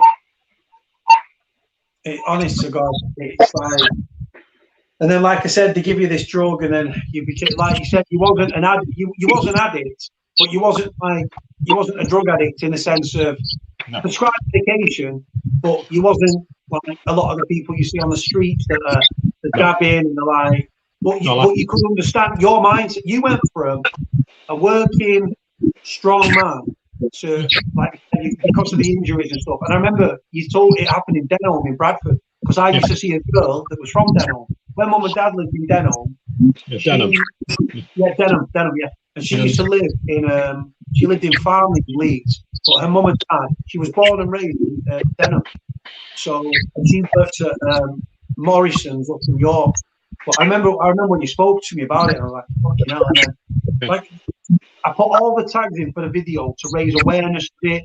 If you're prescribed it, don't take it. So I put, like, fentanyl patches, prescribed fentanyl patches, NHS UK, fentanyl NHS, all these things, just so people hopefully see that and think, you know what, I'll decline. If it helps one person, it's worth it, isn't it? That's what I've always said. What is it, Tetley's or Yorkshire tea? Proper York? No, I'll tell you what it is. It's Tesco's own brand, and it's lovely. Oh, you do, right. Tea's fucking tea at the end of the day. I don't think like when it comes to like own brand stuff like that, Tesco haven't got their own tea bag factory. They probably get them from Tetley's or BT Tips, and then they just put a Tesco branding on it and bang them in. They're on my back saying people a lot of stuff is. One of our shops that we used to have in Keighley, we used to be a sweetie shop, and we used to sell out misshaped cakes that you used to sell at markets, you know, 3 for a quid, Kipton rejects and stuff. And going off on a slight tangent, one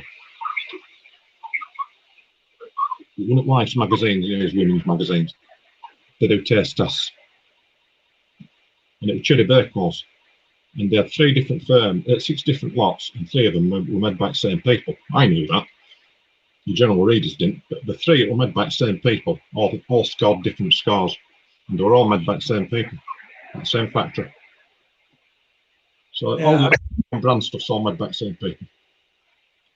Like I said, I think there was something to do with Aldi or something, and they sold these like ring hoops, right? And there was hula hoops, and when you Googled the address on the back, it came up at fucking hula hoop factory. So there was just a cheaper version of hula hoops. They'll just be. So people pay all this money. When people pay a lot of money for food, but without being disgusted, it all ends up the same way once it's gone through your fucking system. I'll spit it out with the same mold, you mean? Comes out the same colour, the same thing, and it's just a lot of people pay a lot of money for quality food. But once you've eaten it, you digest it, all comes out the same, no matter how much you're paying for your stuff. Just fucking stupid, eh? I'll tell you. So, Joe, how long have you been off? How long have you now been completely clean of the fentanyl? I think it's. I want to say about 4 or 6 weeks, something like that. It must have, how hard has it been, though, dealing with the withdrawals, and is it getting easier as time goes on? Are you still craving it? Your body's still craving it? No, my body's not craving it. Not at all. Not at all? The withdrawals stopped about a week after I stopped taking it. It took a week to get out of my system. But don't forget, I was on morphine to cover that. No, it didn't stop it. It made it easier. So then when I'd finished with the fentanyl, I had to start on the morphine then. So I was proper withdrawing from the morphine, but it wasn't as bad. It wasn't as bad. That was like a walk in the park with that compared. I still had shits. I was still vomiting, stomach cramps. I still had like somebody tried to drag a knife down my leg and my back, but it wasn't in any way, shape or form not like fentanyl. That much, honestly, I can't. Some days I just laid on bed writhing about. I just thought I was dying. Really did. It was horrible. And then you're battling with you're battling, like you said, with bipolar, and then you've got, like I said, you've got your home life, you've got the pain, you're trying to be a husband, you're trying to be a father, all these different things, man, that came in and stuff. Because you've got your boy that lives at home with you, obviously, but then have you got 2 other kids? 2 sons. 2 sons. That's it, yeah. With Gareth at home, and then another lad that lives in the same village, and 2 grandsons from him and his missus. But on about the bipolar, that hasn't really made a lot of difference to me, because when I was diagnosed with it, it made a lot of sense. It made a lot of issues and things that I've done in the past make sense. So that hasn't really made any difference particularly. There's been a bit of, oh shit, it's that, but other than that, there haven't been a lot more issues. It's not made anything any worse just by getting the diagnosis. I ain't changed any. Nothing's got worse, nothing's got better. Supposedly things will get better with medication if and when I decide I want to. Yeah. It's similar. Do you know what? Like when you go to prison, a friend of mine, he's got a saying: when you go to prison, it's either medication or education. Medication or education. And so many people go down the medication route or self-prescribed, taking drugs, self-medicating. Yeah. Oh, yeah, someone's saying here, so much of what should be chemists given medication is sold illegally on the streets like diazepam, Zopicone. Far too much for it to be a mistake. What them Zopicone, Zoppies? Yeah. Oh, Zonimor. So that's again, it's an opioid, isn't it? An opiate. Nothing. They're going on about how much morphine that they prescribe. This is what they give them a week before I give them up. 60 in a box. I don't know how much you get for them on the street. You know what I mean? They say that I mean, my doctors trust them, I suppose, but they say, well, oh, we can't prescribe it because it's getting. I've just had a friend die a month ago, so I've not been on for him as much. Ah, right, mate. Sorry to hear that. Thank you. But he was very, very, very, very talented drummer. And he was just on the cusp of making it big time. He was one of the most sought after session drummers in London at the time. But he became greedy. His ego took over. He started commanding stupid money. But then, as the music industry fell on its ass like it did 10, 15 years ago, money got short. So there was always somebody waiting to take his place, waiting to take his jobs. Because he had such a big ego, he was losing jobs, he was losing friends. I've known him 20 odd years. My best mate's his brother. But what I'm trying to say is, he started with a back pain, started with back problems, started taking opioids for it, ended up totally addicted to him. Totally addicted. He used to steal him. He used to blag doctors for him. He ended up, well, they killed him and ended up, he was doing 2 bottles of vodka a day. As many of this as he could just get his hands on, this sort of thing. Morphine and any opioid he could get his hands on. John, people think there's a radio or a CB radio in the background. Look, if you look on the screen there from Steve, he thinks there's a CB radio or some sort of thing in the background, like there's a squeaking. I've not got my ear plug in. Let me get my earphone. There'll be some feedback. Just give 1 minute. Yeah, no worries.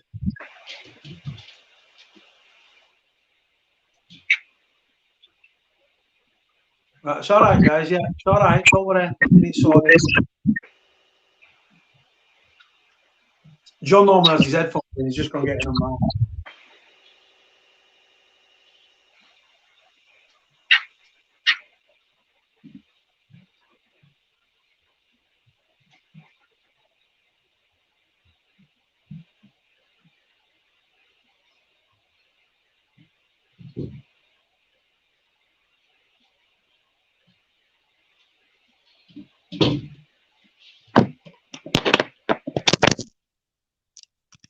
I could hear you fine, John, but people were saying there was like a screeching in the background, but it might have just been the connection. It could have been anything. But that better, hopefully. So I've always done it before. Yeah, so. it sounds clearer, yeah. Right. Like I was saying about prescribing opioids, he got to a point where doctors won't prescribe any anymore because they knew we were using them. Right. So they stopped supplying him. He had to buy him black market. He was that bad it killed him. But yeah, you know, I used to be like a fucking mobile chemist. Yeah. I mean, all I've got, they need to go back to a chemist now. They're no good to man the base to me. I won't ever take them again. All I take now is sertraline. Do you know what? I used to take sertraline, right? I couldn't, when I was having sex, I couldn't fucking climax on the stuff. I couldn't. It completely nullified my fucking sex drive, but then fucking hell, fire. I couldn't fucking. I know what you're saying. That's all I'll say. Yeah, it was unreal. Pre-gabs, just pre-gabbling, just for nerve damage. That's it. So with the pre-gabs, Clint's missus, Maxine, she's on pre-gabbling. The big drug in prison as well. Pre-gabs are a big drug in prison. I remember saying last time, yeah. I went for a shower and I've come back to my pad. Yeah, I remember And saying my it. had been locked from the inside. And two of the boys, I got on with them, but I was like, what the fuck are you doing? And he had a load of pre-got. I said, yeah, get that fucking cleaned up there, bro. They just like fucking having it off the side. I said, no, because what they did, they crushed it up into a powder and they snorted to get it in the system. I don't take any drugs. I tried cannabis when I was fucking in my 20s. That was it. I don't take any drugs. I used to drink caffeine. I drink gin. Yeah, and that's as far as it goes. I'm saying I just bit of the old sort of bob up in my misspent youth, and that was it. A lot of pre-gabs now, the capsules, and you can't, if you take it out, there's something in it that you can't snort it, or there's something with the tablets that you can't crush them up just as bad. I don't know. Yeah. So how often? So when you're picking your meds up, you're picking them up in 2 or 3 bags, like like. I used to be, yeah. I don't now, because all I take now is the sertraline pregabalin. I take an antacid. What do they call it? I've forgotten what they call it now. Lansoprazole, just for stomach acid inhibitor, and antihistamine. And I don't really need to take. What's the stomach thing for? Lansoprazole, because I should stop taking both of them really, because I used to take them because the fentanyl used to give me that much acid, and it used to make me itch. What, like riving? Oh, you said like proper itch. Like, so you used to get like acid reflux, or just yeah. That stops the acid. That's horrible. That.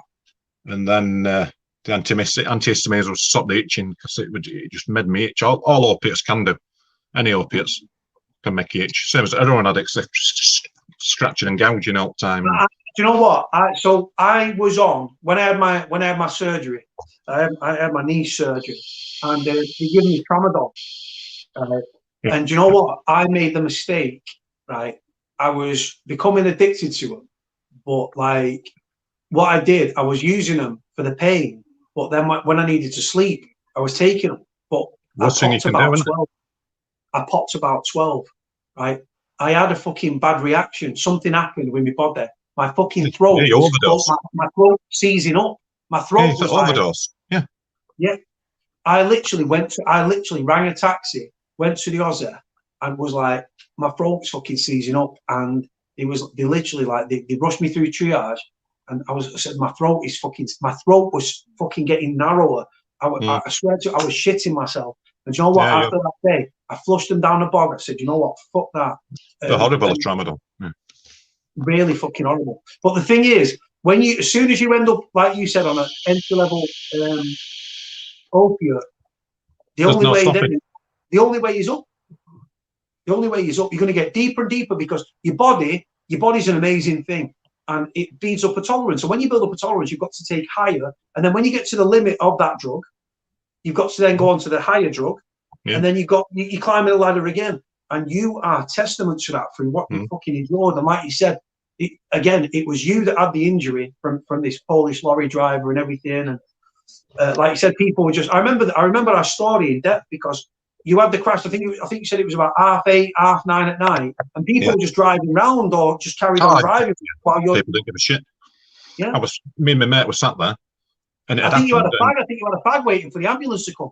Yeah. We were just sat there, and all I could hear was sort of crunching glass. And I looked around, and all these cars were just driving past. They'd waited behind us. Nobody come to help us straight away. And I thought, fucking hell, I'm going to be going to hospital here. I better have a cig. And there's diesel pissing out from underneath the car. So I rolled a fucking cig. Fucking 2 cyclists come running over. Bloody hell, but I said, fuck off. So I'm going to hospital. I'm having a cig first. If the ambulance comes, so they won't let me have one. I fucking had that, and I had another. And me and my mates just sat there, and he said, "John," I says, "What?" Are we dead? I says, "I don't know, mate." He says, "Why? What's up?" "Well, I don't know if we're dead or alive." I says, "Mate, if we're dead and we're in fucking purgatory," I said, "it's going to be a long time, because it looks like fucking denim." Just sat there, didn't know whether we were dead or alive. Just weird feeling. But his injuries were nothing compared to yours, was it? I think you said he was pretty unscathed. He walked away. crumpled, and the jaws of life. They used the jaws of life, didn't they, to take the roof off? But I think his injuries were nothing compared to yours. Well, I think the impact was on your talent. I tried to stay out of it, you see, so I took my corner, took the brunt of it, but then it just wrapped around me, did its job. No, it can't save me, basically. So, the joys of life. It's like you went through the pain thing, but like you said, the alternative could have been quadriplegic, where from the neck down. Oh, yeah. And do you know what? Even though I've never met you and stuff like that, I can tell you're a proud fucking man. And someone looking after you, and like you said, fucking. No. Like I think you'd be one of them. You'd be. Could have done it. And you know, and I say this, like I said, I know you've got your son's, like I said, severely handicapped and everything with the autism. But like, if I, as a proud man that's had the use of all my body all my life, if I ended up in that state, and again, it's my personal opinion. But straight to a clinic in Switzerland. I'd be down a fucking main road or something, into a car or off a bridge or something. Yeah. I wouldn't want to burden anybody to that. No, being fit and able body and having your pride to then. Yeah. That I think I'd have the same mindset as you, and I know you're a proud Yorkshire. Straight to one of them clinics in, but is it Switzerland or Austria or something? Euthanasia and all that. Yeah. Have you ever watched any of them videos? There's loads on YouTube. There's loads of them. It shows them giving them drink, just a cocktail barbiturates, and they give them drink, they sip it, and they just drift off, and that's it. Got to be the best way to go, is that, isn't it? Do you know what? You know, if you're terminal. I think that when it comes to euthanasia, I do believe that it's your life, and as long as you are capable of making your own choices in life, you should be able to make that decision yourself. It's your life at the end of the day. It's not illegal to go and commit suicide or an attempt suicide or whatever. So if you want to take your own life and you're in that sort of mindset, you're terminally ill. If I was terminally ill and riddled with cancer, I would want to beat the cancer because I'd want to go out on my terms. I wouldn't want to end up in a hospice. I know hospices are amazing places, and I've never heard a bad word about hospices or the way that the staff are and all these things, and they're there for you till your dying days. But if it was terminal, I know it was inoperable, I'd probably want to cheat. Definitely. Yeah, cheat. Whatever was trying to kill me, I just think, nah, I'm going out on my time when I want, on my terms, and it should be a choice that I think people, like I said, if someone's got a life-limiting injury, like a thing here, and they sign over like their what's it called, like if they can't make decisions for themselves, power of attorney, sort of stuff, then and I think that if that person ends like, I don't want to do this anymore and things like that, then that should be the right course for that person to take. I genuinely do believe that. But I've never seen. I remember it wasn't euthanasia. There was a guy, and he's called Johnny, and he's from the northeast. And I don't really get upset watching TV programs. Never. No, I don't. This guy had this skin thing where he literally was wrapped in bandages like a fucking mummy, and his skin would just peel off and fall off and everything like that. It was really, really fucking bad. Yeah. And I think it was like a skin cancer sort of thing. Yeah, I can't remember what it's called. And this guy, he wanted to. I'm sure that he had. So this documentary was following up to his death because he was sadly and tragically was dying, and he was such a nice guy and everything. And do you know what? So positive and everything. He wrote his own eulogy, and he literally. A lot of people do. A lot of people do. Do you know what? Have you ever seen the video of the lad in Ireland that he recorded himself, and he was like, so at the funeral, he recorded a recording, right? And this speaker thing put in his coffin when he was lowered into the ground, and you heard like this. You know, what the fuck's going on? What's going on? And you know what? He saw this funny side, the Irish humour. He saw, and when everyone should have been at the graveside, like fucking inconsolable. He was like, nah, he was all laughing and stuff, and his humour was bang on. He knew he was dying, and he literally had the coffin, and he's like, what's going on? I can't fucking see. It's dark in here. And you know what? A powerful fucking video. But this documentary, this Johnny guy, fucking hell, mate. And then I was absolutely I was a blubbering mess, mate. I become so invested with a guy And the guy was just a fucking nice guy. And I looked and I thought, you know what? When people sit there and they think they've got it the worst that the world could be, and then you watch people that are going through actual shit, right? Like I said, there's always somebody worse. There's always somebody worse. I think we better change this conversation because we don't know who's watching, do we? If you know what I mean. Yeah, 100%. You know what? I never even thought about it. When I was mentioning it. It was. Do you know what? I actually forgot for a moment when we were talking that people are viewing it and stuff. And like you said, you don't know what minds certain people. I apologise if it's upset her. Yeah, and I also without saying any names. 100%, mate. Anyway, moving on. So what's happening in Otley? I think I googled it last time. I think it's a really fucking small town, isn't it? No, whatever does happen, apart from wife swapping and witchcraft. Oh God, wife swapping. And so where's your nearest town, Keighley? No, I'm in a village in between Ilkley and Otley. Oh, so you're not actually in Otley itself? About 2 miles. Yeah. Is that it? Keighley's... I've heard of Ilkley because one of my favourite places to go in the whole world is a place called Bolton Abbey. I don't know if you've skipped in Bolton Abbey. I don't know why. I'm drawn. The Yorkshire Dales, for me, are one of the most beautiful things in England. I really do like them. Dales, fabulous. Absolutely fabulous. The scenery and the people.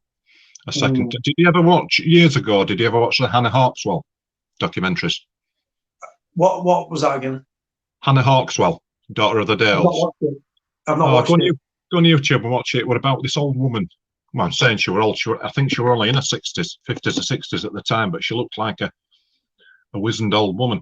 She'd lived on this farm right at top of Yorkshire Dales, up in top of Swaledale somewhere. And it was just basically a farmhouse, no electric, no gas, no water, nothing. Yeah. And a family had been there generations. And it was just a documentary of her struggles through winter, going down and breaking ice to get water, feed water, cows, everything. And she just literally stayed there, and they made this documentary about her, and she became a massive star from it. And ended up moving out but a land sold that she had, all her acreage sold for massive amounts of money because it was 100% organic. It never had any treatment on it at all. But if you Google Hannah Hawkswell, I'll Google it now. I think it was called Daughter of the Dales, and it was something like 1979 or 1975, something like that. Totally inspiring woman. Totally inspiring.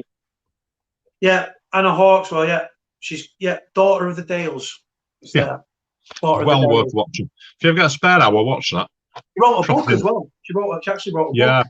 Says the book story of Hannah Hawkswell has been the subject of 3 documentaries by Barry Cockcroft. And just staying out. British farmer. It was a British farmer who was the subject of several television documentaries. It's fucking hell, there's loads on her. Yeah. Oh, she's sure well famous in end up. Beginning, she was just literally a farmer. And somebody he says, a farm where recluse Hannah Hawkswell lives has been put on the market. Lowbirk Hat Farm in the Durham Dales, which featured in a 1973 documentary on Hannah's life, is for sale at $590,000. That was just a house, though. That was just a house. Yeah, that was then. Then you've got the acres around it. Yeah, that was then. Listen, my granddad was a farmer, and he farmed in a place called Stanbury, other side of Haworth. Yeah. And he had a farm called Ponding Hall, which were way back, so like however long ago Bronte sisters were about. This farm then had this library, which was supposed to be best in Yorkshire at the time. We're talking 1800s. And the Bronte sisters used to go there to study. And it was the inspiration in 2 of the books. I think it was Thurcross Grange or something like that. I've never been in that sort of literature. Yeah, do you know what? I need to read more, but the documentary, do you know what? Let me have a look. Hannah Hawkswell. Have a look. No, it's Hawkswell, isn't it? Hawkswell. But my granddad's farm. Yeah. The documentary's actually there. Yeah. Oh, it'll be on YouTube. 52 minutes. There's one that's 49. It says here, Too Long a Winter, 1972. That's She first died one. in 2018. Yeah, she did. Yeah. But my granddad's farm, when he sold it for something like in late 50s, early 60s. He sold it for something like 17 grand. It's on the market again now for 1.5 million. That's how much stuff goes up, isn't it? What's this? Cody said, yeah, Lee Chimp's taking a piss. Cody, you can't read. No offense to anybody that's got dyslexia, by the way. It's just Lee and his Scottish humor. No offence, but Lee's Scottish. What can he can't say out about anybody, can he? It's all right. He got 6 fucking fingers. Got 6 fingers on each hand and 6 toes. What's this? Yeah, noodle head. Do you know what? I probably still, hold on. I don't know. Let me see. I don't know if I still got the picture of the bastard. Yeah, fucking pot noodle head. Hold on. Let me have a look. All right, Lee. Hold on. Let me see if I've got the fuck. I don't You think I have. Bombay shy talk. Hold on. Do you know what? He's a fucking good lad. I tell you what. I said, I know I've got my little group of haters and stuff, right? Sending love to them. But you know what? Like, Lee, I tell you what, mate.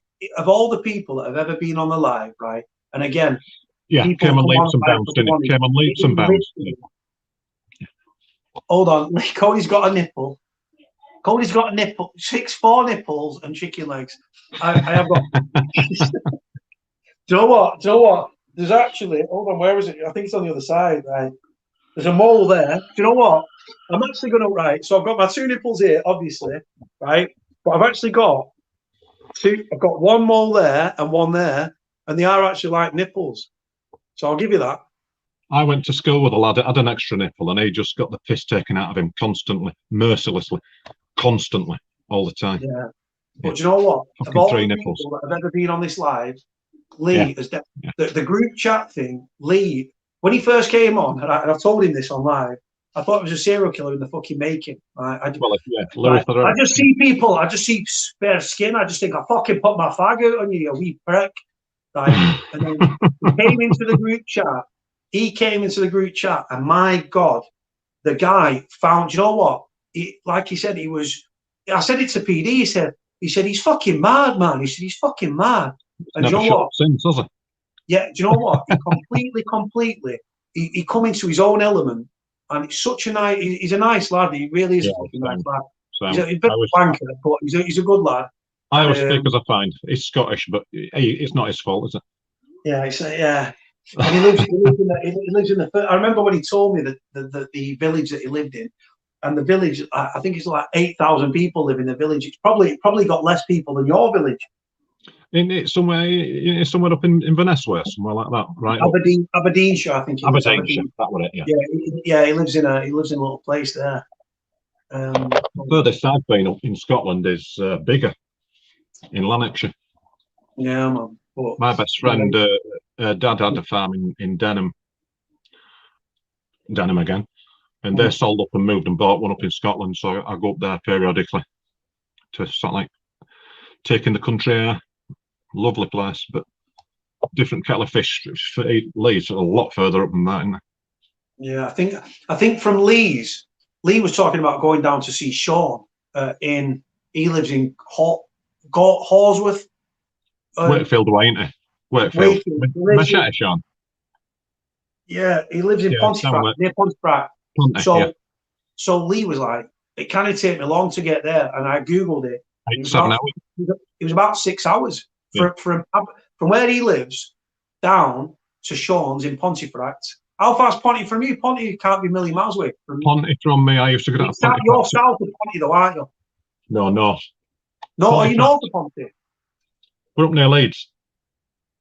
Just on M62. It'll be from here, about half an hour, something like that, 40 minutes maybe. It's not far. Once you get on M62, it's about a quarter of an hour. It's a shame with Sean because he's been in a bad way, but he had a right bad abscess on his leg, didn't he? Yeah, unfortunately. He caught him when he was doing what he was doing. Yeah, it was from that. He did tell us. Unfortunately, and you know what? It's a shame because he's an absolute diamond that he's up. He's a star. He's a star. Yeah, I've had a few conversations with him, and he's a nice bloke. Genuinely, do you know what? Like I said, with Sean, when he first came on the channel, and he spoke so fucking, his sense of humour is bang on. He's got that Yorkshire humour. But he can't. You know what? Yeah, but when he came on the channel, what it showed is there'll be people that watch the videos and stuff with Sean in it, because I put the tags in and things like that. Yeah. There'll be people that watch it think, oh, I think a drug addict. People that are judgmental, or people that don't know anything about addiction, that judge people, they might look and think, oh, well, I think an addict is this. Example, you was addicted to fentanyl, and you're not in the same realm as an addict in the sense, but you was an addict, but you sort of very parallel. But with Sean, again, it was about, when he came on live, I was just so like, people are going to warm to this guy because he's such a nice guy. He's a lovely bloke. Yeah. Oh, really? He really is. He really. This is the thing. Like I said, there's other people that say that the channel apparently, exploits people. There's no. Nobody's forced to come on here. If you don't want to come on live, you don't have to come on live. If you click the link, if somebody back in the day, I used to just put my number up, and people used to contact and say yes, and they just send me the link. So they text me, I send them the link, and then they jump on the link. Now I just put it in the comment section, and then people just jump on. Yeah, well, I didn't even know you were live tonight. I was just doing washing up. I thought I'll put some music on, turned the phone on, and it just flashed up that you'd gone live. So I thought, I'll put that on while I'm washing up. And then Jordan were on about trying to build up and train, and I think he'd do really well at MMA, something like that. Do you know what? His anger, I've been in his company, right? He's absolutely, him and Joe there, honestly. We did a live together. He came on live for the first time. Listen, is it any wonder he's got anger issues? Really? Absolutely not. Fucking hell. Is a testament to being alive, isn't it? The one thing I was very mindful, when I first went to meet him, I didn't want to take him to a pub for obvious reasons, because I in his mindset, I thought the guy's grown up from a very, very fucking young age around pubs and everything, and like I said, his mum, God bless her, may she rest in peace and stuff, and all them things. And I was like, I thought, I don't want to take you to a pub, so I said coffee. So, but when because I got down there so late on, all the coffee shops were fucking closed. So we stood in a fucking graveyard, right, in a cemetery, sort of, not in a cemetery, in a church. And then we was just talking, and I was on the phone to him. I was laying on my bed. I just got out of the shower. I said, are you and Jody free now? He said, yeah. I said, right, I'm going to come down. So I literally got my ass read there from where I live in Prestwich, jumped on the tram, went into Manchester, got the train down to Macclesfield, where they both live. It was the second time seeing Jordan, the first time meeting Joe there. But Jody came on the channel as well. And the idea is, I've opened up, you've opened up, Sean's opened up, Jordan's opened up, Jody's opened up, everyone else there's no pressure. You don't have to. We can talk about football. We can talk about rugby. We can talk about bollocks. There's no pressure for anybody to open up. But if they want to and they feel comfortable to, then that's on them. And you know what? All I'll do is support them, and then like we do what we do.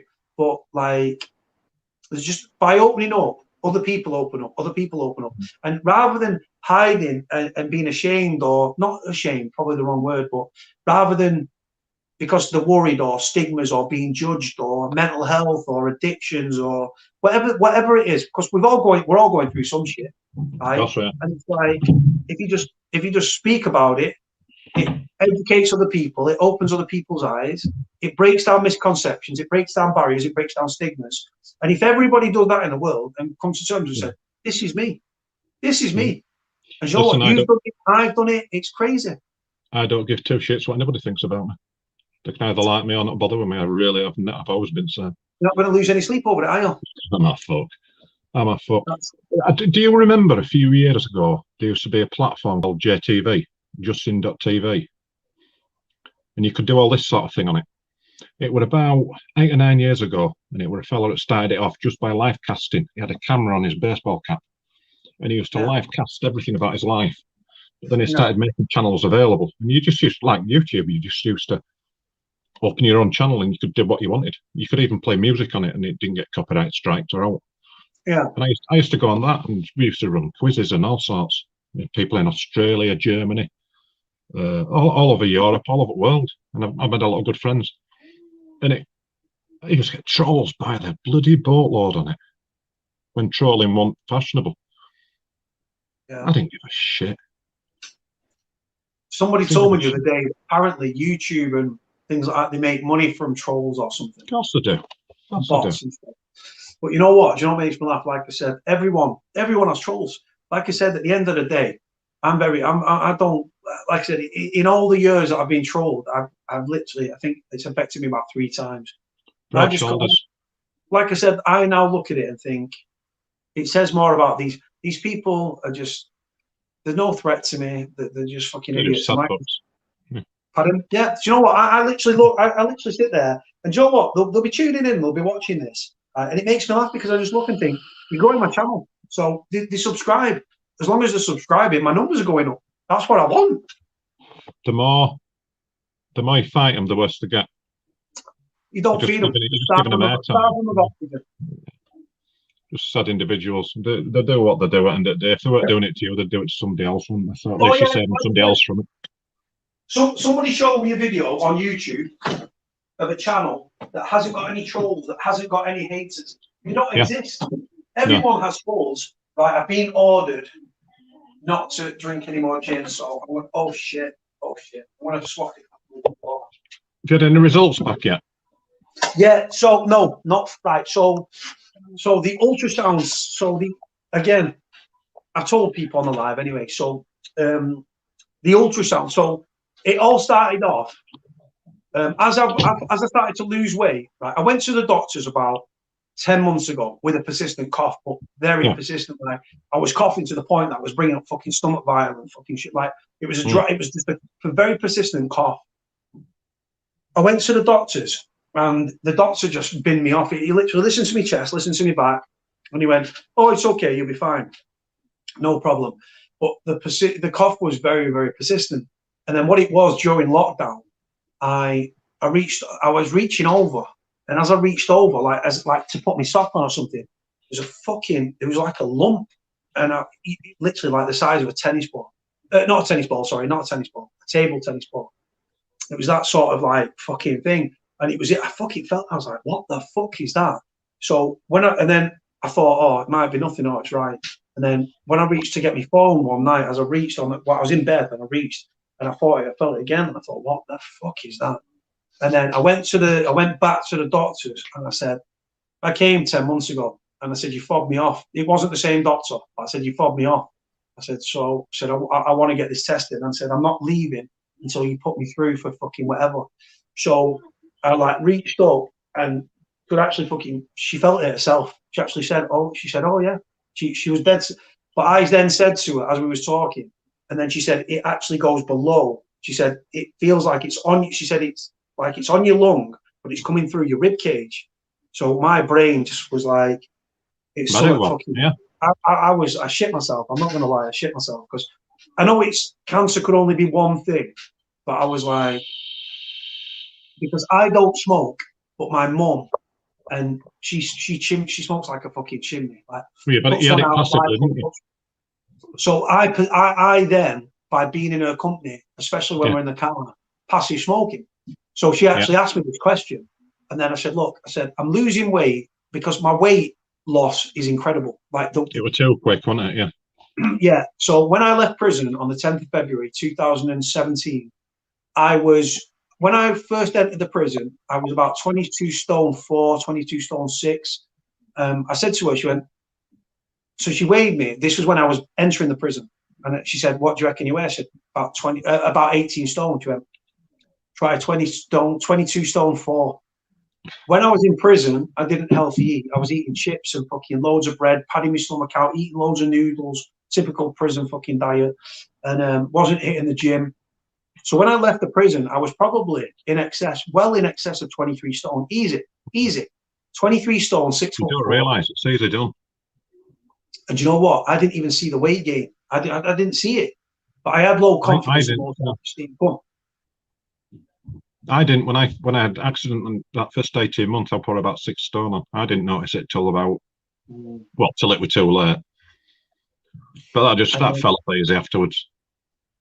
And then when I left, I didn't get weighed when I left because the doctor wasn't in. So I didn't. My pre-release was I was supposed to go and see the doctor. Blah blah blah. Didn't happen.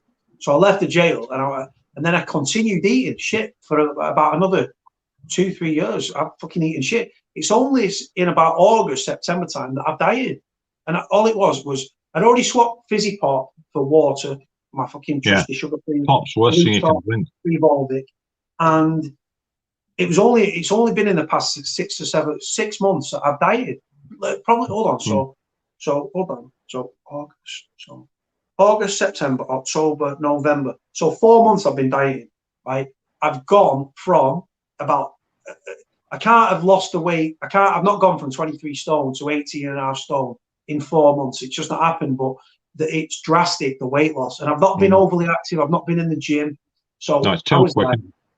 So when I went to the doctors for the lump, I said, the persistent cough and the lump and the weight loss. And then they said, like, how's your toilet habit? And I said, like, not hard. And she went, for how long? I said, months. And she was like, oh. And then I said, so with a lump, have you ever had that before? And she went, yeah. And I said, what was it? And you know when someone fucking sidestepped the question. She went, oh, so she went, so anyway, she said, anyway, so what else? And I thought, very deliberate. I saw how she sidestepped the question. And then she went to consult another doctor. And I was like, and I thought, so my brain is just, because I'm thinking the worst in every situation, my brain's at 1,000 miles an hour. And then she come back and she was like, right, I want a stool sample, ultrasound, blood test, and an x-ray. The x-ray was yesterday at 3 o'clock. I had the x-ray yesterday at 3 o'clock. The ultrasound, I had the ultrasound.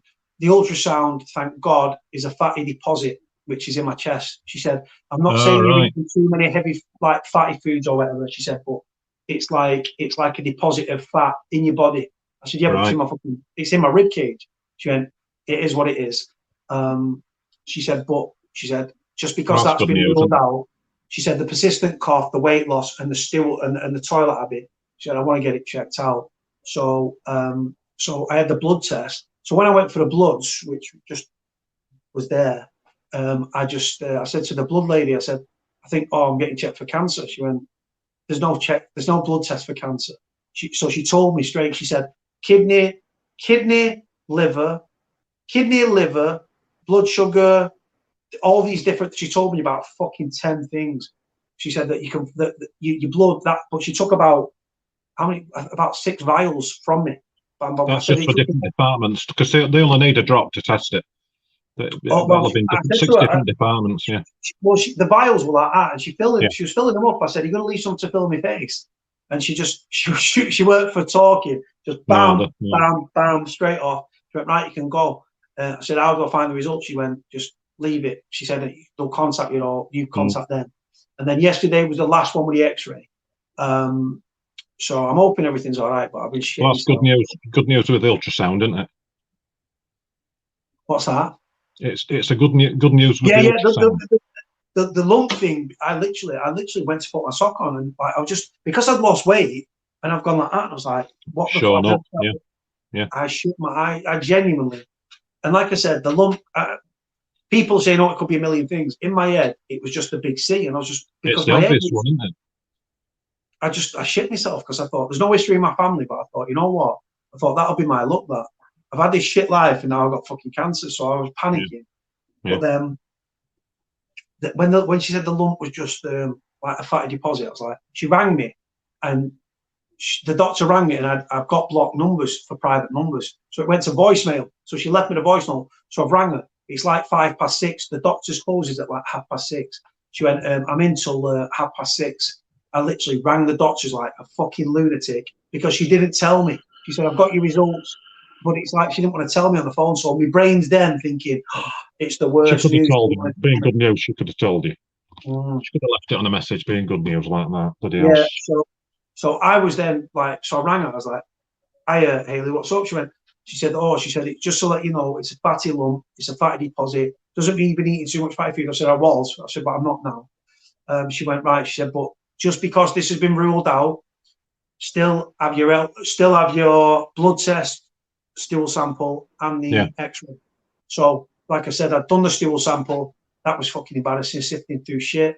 Literally, there's like a little spoon thing on it. That was fucking embarrassing. But it was what it was. Needs must and all that stuff. And then I've gone in and I'd sprayed the fucking packet with fucking, I literally had it in a plastic bag. I sprayed it with aftershave and everything. And I said, I've sanitized it. I wiped it down. And she was like, what is it? And I said, shit.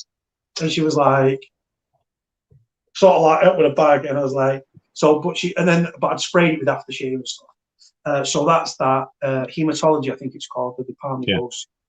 But yeah, I'm still worried, but the lump is what gave me the persistent cough, the weight loss, because the weight loss, I know myself that I've gone from, I reckon I've lost about 2 stone in about 4 months. Genuinely. You can see it falling off you. But it was in my head, I'm thinking, I'm not very active. I'm just being more active than I was. Oh, you what? You're going for 7, 8, 9 mile walks on top of I did 8.6 shine. You'll have lost some. I'll show you. I did literally like 8 point. I think I did 8 point so much a day. Yeah, you don't want miles like that and not lose weight, especially if you're watching what you're doing. I was just losing weight. It's easy. It's just nobody has any self-discipline to do it. Yeah. So this is my little thing here. So you'll see. Look, this is my little thing. It makes no sense. So it says there. So you can't really see there, but it says there on whatever. 8.117 is it? Yeah. 8.117, 3 hours. So that was today. And I just do this all the time now. It's in my head. And like I said, there's a woman that I speak to, and she's so active. And I literally I woke up one day and I looked at her lifestyle, and I was like, you fucking hell, you eat healthy, you go for runs, you go to the gym. So I thought, you know what? I literally woke up and because of her, I grabbed all my junk food, thrown it into a bin bag, which I'd never done before. I'd always spoken about it and thought about it. But then, when boxing was on, I'd be buying fucking shit food because I'm like, I'm going to be up all night watching boxing in the UK, boxing from America, or boxing and then UFC. So I'd be there with loads of shit, fizzy drinks and all that. And I just thought, nah. So I've thrown everything away. Are horrible. Literally, Rivita, cottage cheese, peppers, onions, fucking chicken breasts. So literally, if I was to go in the freezer, I've got so many fucking breasts. I've got more breasts than fucking, honest to God, than these fucking plastic surgeons with implants and stuff. Just breast after breast, turkey, chicken.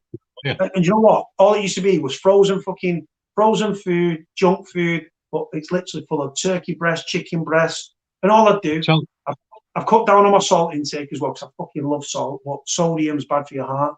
Really bad for you. So I just get some chicken breast. I'll just some healthy fry spray stuff, 1% fat, bam, bam, bam, fry it. There are other ways to do it, but I've even boiled it, but it tasted fucking man, like a rubber sole. Just crack loads of black pepper over it, and then just have it with veg. And I can eat as much veg as I want, and as simple as that. Tell you what's nice, I don't know if you've had it, I don't know if you like it or not, rabbit. Do you know what? I've not tried rabbit, but I was actually looking for game butchers recently, actually, because I'd love to try rabbit. I've tried venison. Lovely.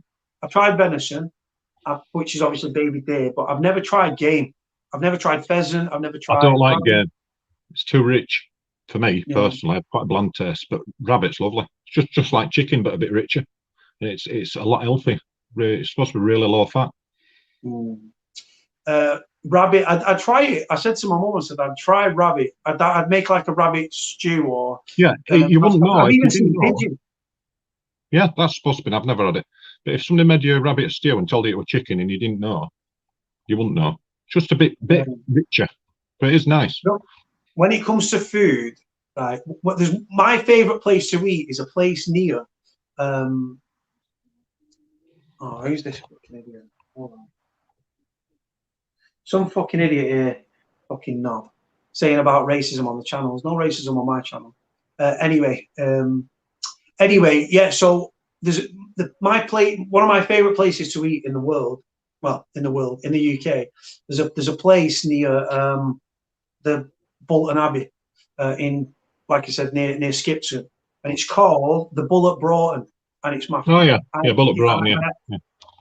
Honest to God, this pub, I love this pub, and that's what. Yeah, it is expensive. I had venison there. I had a ribeye steak. I paid about £24 for a ribeye steak and fucking fries.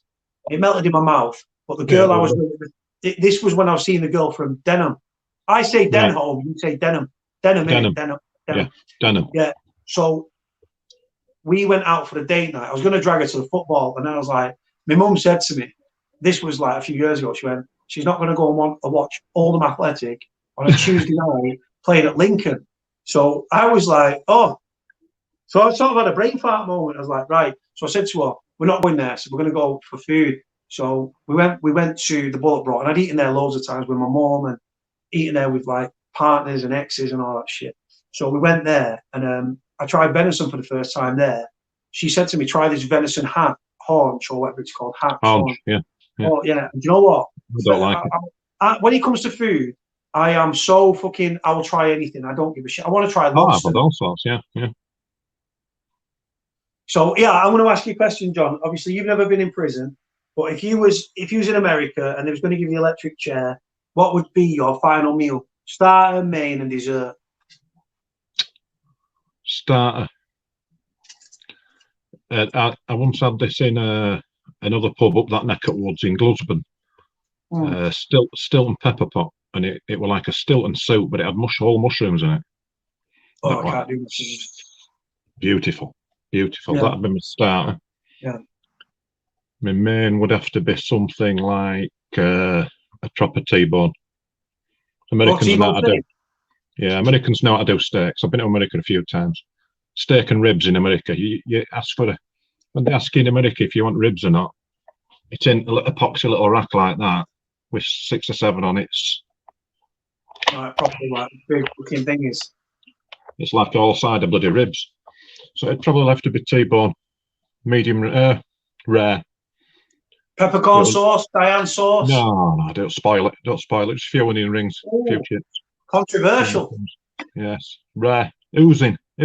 Wipe its ass and put it on the plate, and then put in. I've had steak. Okay, I used to have it well done, and then I saw Gordon Ramsay interview, and he said, once you have a steak well done, take all the flavour away. It's like a bite in rubber skull. So then I went down to rare, and from rare I went up to medium rare. So I'm not too. The blood doesn't bother me anymore. It used to. I used to be like, what the fuck?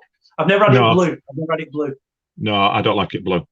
With a family friend who has it blue, and it's literally 5 seconds each side. That's raw to me. You don't eat raw meat. But I used to have it rare all the time, but normally I have it about sort of medium rare now. But wife likes it cremated. She likes it like just a black charred lump on plate. It's fucking horrible. And sweet pudding, it'd have to be a school dinner pudding. What do you mean, like cake and custard or something? Yeah, jam roly-poly or something. Or trifle. Bird's trifle. Can't go wrong with the trifle. I don't like sherry trifle. Can't do with it. But trifle, yeah. That'd be me. Yeah, do you know what cake? Yeah, do you know? I remember they used to do this chocolate cake at school, and it was like in this. They put like green food coloring on it, and it's fucking. It was like a minty custard thing that you should do. It was dead nice. Yeah. So mine would probably be starter. I like everything like soups and stuff like that, but I've tried pate. It's not for me. So I probably have. Do you know what? Baked camembert with rosemary and garlic. Baked camembert. Yeah, camembert's good. Or a deep fried wedge of brie. Oh fucking hell! I've never been into cheese, and I went out for the last before Mother's Day, before the first lockdown. The Mother's Day was on a Sunday, and I knew that there was all these rumours of lockdown. So I contacted my mum. I said, "We're going for food today if you're free." She went, "Yeah." I said, right, Mother's Day today, because on Sunday everything's going to be locked down by tonight, apparently. So we went to a place called the Waterside at Crompton's in Worsley, nice little posh area of Manchester.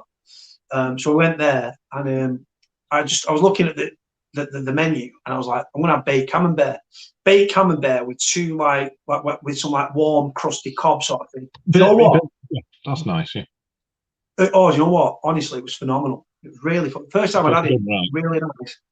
And then for main, I've never tried of all the steaks: sirloin, rump, T-bone, ribeye. I've never tried fillet. So I'd probably go for. It's overrated. I tell you what, I would go for. I've seen them like in America. They sell them in the UK, like Costco sell them, and it literally the rib is like as fucking long as my arm. Yeah. And then it's got like a massive fucking steak on the end. I think it's not a T-bone. It's a rib. What tomahawk? Tenderloin. Have you seen that? Right. Let me show you this. I know what you mean. Yeah. Oh, do you know what? Right. Yeah. Is it tenderloin? I can't remember. I don't know what cut it is, but fuck it, it looks amazing. I'd have that with. Do you know what? I normally have peppercorn sauce, but it does take the flavour away. It genuinely does. If it's cooked properly, you don't need all like that on it. Yeah. So I'd have steak. Chips. Right. Steak onion chips. Rings. Yeah, onion rings. Yeah, good shout. Yeah. And then for dessert, there's a dessert in Manchester called a Manchester tart. Manchester tart, yeah. The raspberry jam, like custard and coconut. Custard and desiccated coconut with a cherry on top. 100%. That, or I would have a sticky toffee pudding and custard. But I would no. I'd go for the Manchester tart. Fucking love Manchester tarts. You know what Laird have, don't you? Noodle, fucking pot noodle. Yeah, you'd have a fucking noodle. Chicken and mushroom flavoured. Yeah, they would. You know what? Right. When I was on my fucking thing the other day, you know what? Fucking hell, Cody, put some trousers on. You know what? I'm on a diet. I'm on a fucking diet, but yeah. I literally bought one of them. I don't know why. I was out and I was eating shit, so I was just like, oh, fuck it. But my cupboard's full of fucking Rivitas and shit, man. And then yesterday, I had an argument with someone yesterday, and I rang her, and I literally said to her, I said, I've gone out and I just bought fucking shit. Because we had a fucking argument yesterday, so I was like, you know what, fuck this. So I went out and bought 6 bags of Massive Crisp, fucking fizzy drinks, and she's like, what the fuck? I was like, yeah. That's my downfall is biscuits and cake. I just can't leave it alone. Right, talking about biscuits, right, listen, right, this is my treat to myself, right? If you're in the Asda or the Tesco, wherever, right, I swear to God, I don't like biscuits anymore, but these are McVitie's gingerbread. Right, hold on, wherever my finger is, gingerbread, right? Biscuits, fucking, they are, that is sex in a fucking packet. They are amazing. That is my little treat to myself in between eating chicken. Look, this is your life, this. Oh, okay. I won't leave them alone though. I'd say them until the packet were gone. Fat-free fucking Longlish cottage cheese, fat-free chives and shit. Oh no. Yeah, you know what? It tastes as bad as it fucking looks, I tell you. I'd rather eat a long pointed turd. Yeah, honest to God. Fucking cottage cheese. Wife and lad love it. They eat it by bloody bucket full, and it's bloody vile. Yeah, do you know what? The first time I ate it, it was definitely a fucking experience. Not one that I like. You know what? It grows. Yeah, it's horrible stuff. Yeah, the texture, but apparently it's actually really fucking good for you. It's supposed to be very good for you, but it always reminds me of, you know, when you're a teenager and you're squeezing pimples. Yeah. Oh. It always reminds me of that. Like that. Horrible stuff. Never liked it. That's the best thing you can do. Plenty of water, but that doesn't have spartamin, does it? Is it sweetened? This one, no, sugar-free. Sugar-free. Yeah, but has it got aspartame in it? Because that's bad for you. Has it got what in? Aspartame or sweeteners? No. Complete energy, fat, saturates, carbohydrates, sugars, fiber, protein. There's 0.1 grams of sugar. Everything else is 0. Right. So it's aspartame's the false sweetener. You know, like meseta that people put in the coffees and stuff. Yeah. No, it's sweetener's really bad for you. When you go to the supermarket, they do this is the blue lid is sugar free, and then they do coloured tops like red, purple. If it's like black cherry, right. I just buy sugar free. Go on. Be careful with sugar free stuff, because that don't mean it can have aspartame and stuff in it. Just read ingredients. If it's any fake sweeteners in it, don't drink it, because that's carcinogenic. Yeah. Do you know what? Sends you Fruit Loop. Yeah. Do you know what? The fact I've lost this much weight and just by flooding. Do you know what? Right. When I'm hungry, right. What I used to do when I was hungry, I would eat for the sake of eating, boredom, whatever. I would just eat and eat and eat. But now what I do is when I'm hungry, because obviously, I fill up. I was starving and I fucking chugged about a fucking half a bottle of water. If you have a pint of water, it fills you up.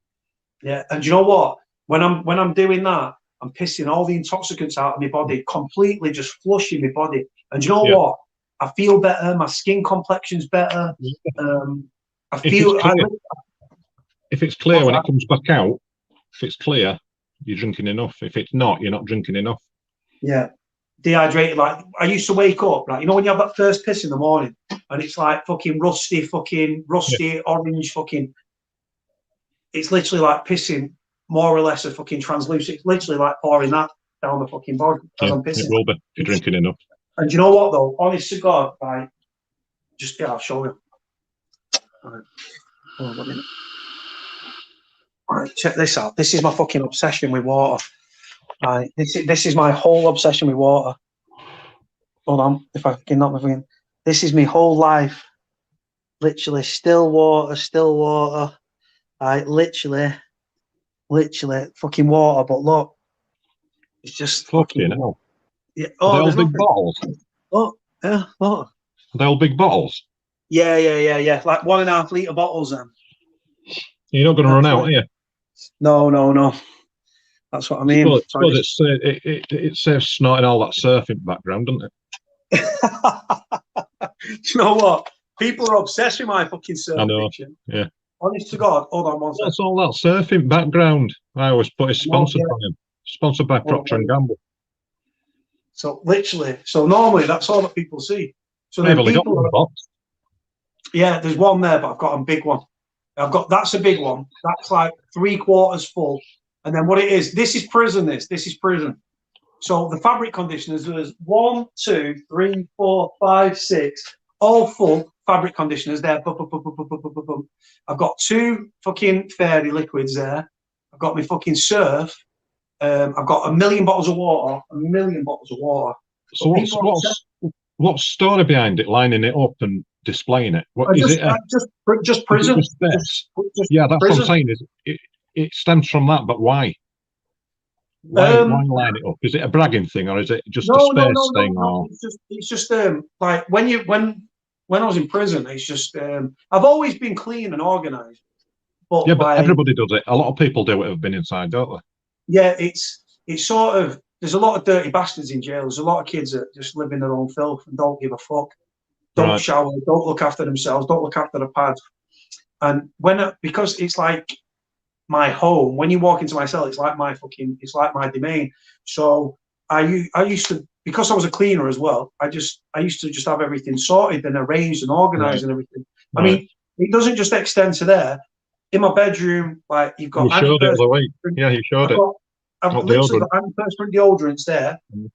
On the right hand side is the empty, and then it becomes fuller and fuller all the way down. Then my deodorants, then my aftershaves. I still buy roll-on deodorants from prison as well, which again I'll show you these roll-on fucking deodorants. I'm obsessed with them.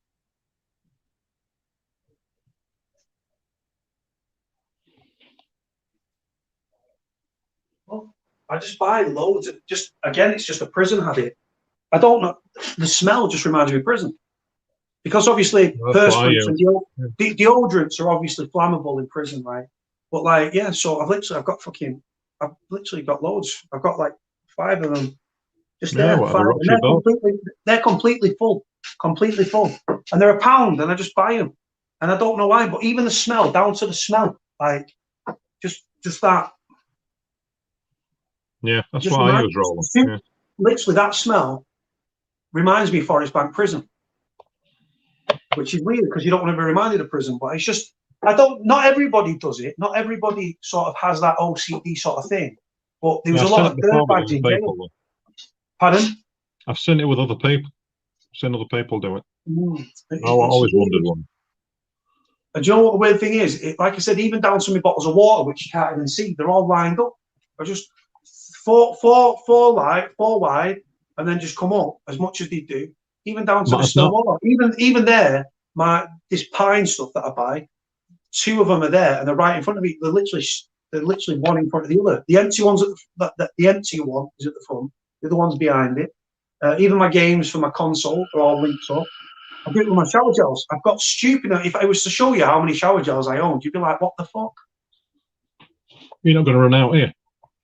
No, 100%. I stock up on stuff. Even down, I live on my own for fuck's sake. But surf and stuff, I always stock up with the surf.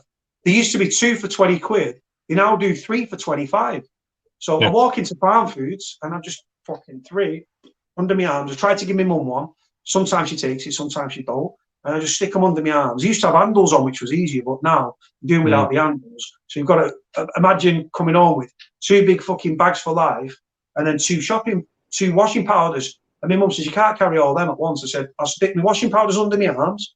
And I said, I'll just link the bags in my hands. And I do it. I don't know how I do it, but I do it. They'll attack and handles off because it's shoplifters. Yeah, probably, yeah. Better sell them easy, what? Better sell them easy enough. Well, I think I'm going to have to call it a day. It's 9 o'clock, isn't it? You know. Yeah, do you know what? That's perfect timing as well, because what it is, I've done 2 hours and 40 minutes. I'm going to drop off as well because I've got to get on the phone. But I'm grateful for you coming on, John. Really am. Yeah, it's just sad to check on. I've not been on much. From when you first came on, like I said, the frustration and the the rattling. But that's what it was. That's all it was. Withdrawals and. It was like you was agitated. It was like. And I still am, but I'm just more chilled. Yeah, you look healthy, man. You put weight on, like in your face. Your face is filling out, man. You look a lot better. I've put at least a stone on since lockdown started. I've done nothing, absolutely nothing. Wife's got a list of stuff as long as her arm to get done, but just haven't done jack shit. And that's why I've put about stone on. How does it affect your hips and stuff? It makes it a lot worse. It's cold. Always makes pain worse. It's horrible. Well, not particularly cold when it's damp. Them horrible, misty, horrible, damp days. Yeah, like fucking wake up and it's misty and horrible. Yeah, it makes it 10 times worse. Yeah, but I'd rather be like that than having that poison rattling around my system. Like I said, and the alternative was fucking paraplegic, so quadriplegic. Yeah. So, like I said, lots to be thankful for. Every cloud and everything. Like I said, if you would have lost the missus and stuff, it could have gone right the other fucking way. Yeah. You would have spiraled. You would have fucking spiraled. And like I said, you look a lot. And like I said, kicking that addiction. Like Clint's just commented there, and obviously Clint was addicted to. I think he was an addict for 20 odd years. 22 years, I believe he was an addict. To kick it, I think it's 7 years. I think he kicked the drug 7 years ago, but then he was still on a methadone. But then he's been off methadone for a certain amount of time. But 7 years he's been clean of the drug. Clint, well, in December. Well done. You ought to be proud of yourself. Proper proud of yourself. Right, listen. On that note, John, I'll let you finish it off, and then I'm just going to press end, and we'll just leave it at that. Yeah, just thanks for having me. It's been nice chatting again, and very grateful. Like I said, thank you. I know you're in the group chat anyway. You're still in the group chat. Hey? You're in the group chat. Yeah, I've just not been on much. Like I said, I've had a bit sort of. Yeah, like took a few days away. Everything. God bless you, mate. God bless you. Definitely. So just thanks for listening, and I'll catch you all later. Thank you for coming on, mate. Right, on that note, it's bye from me. It's bye from the Yorkshire Monkey. Make sure you go and subscribe to his channel. Like, comment, and subscribe. Cody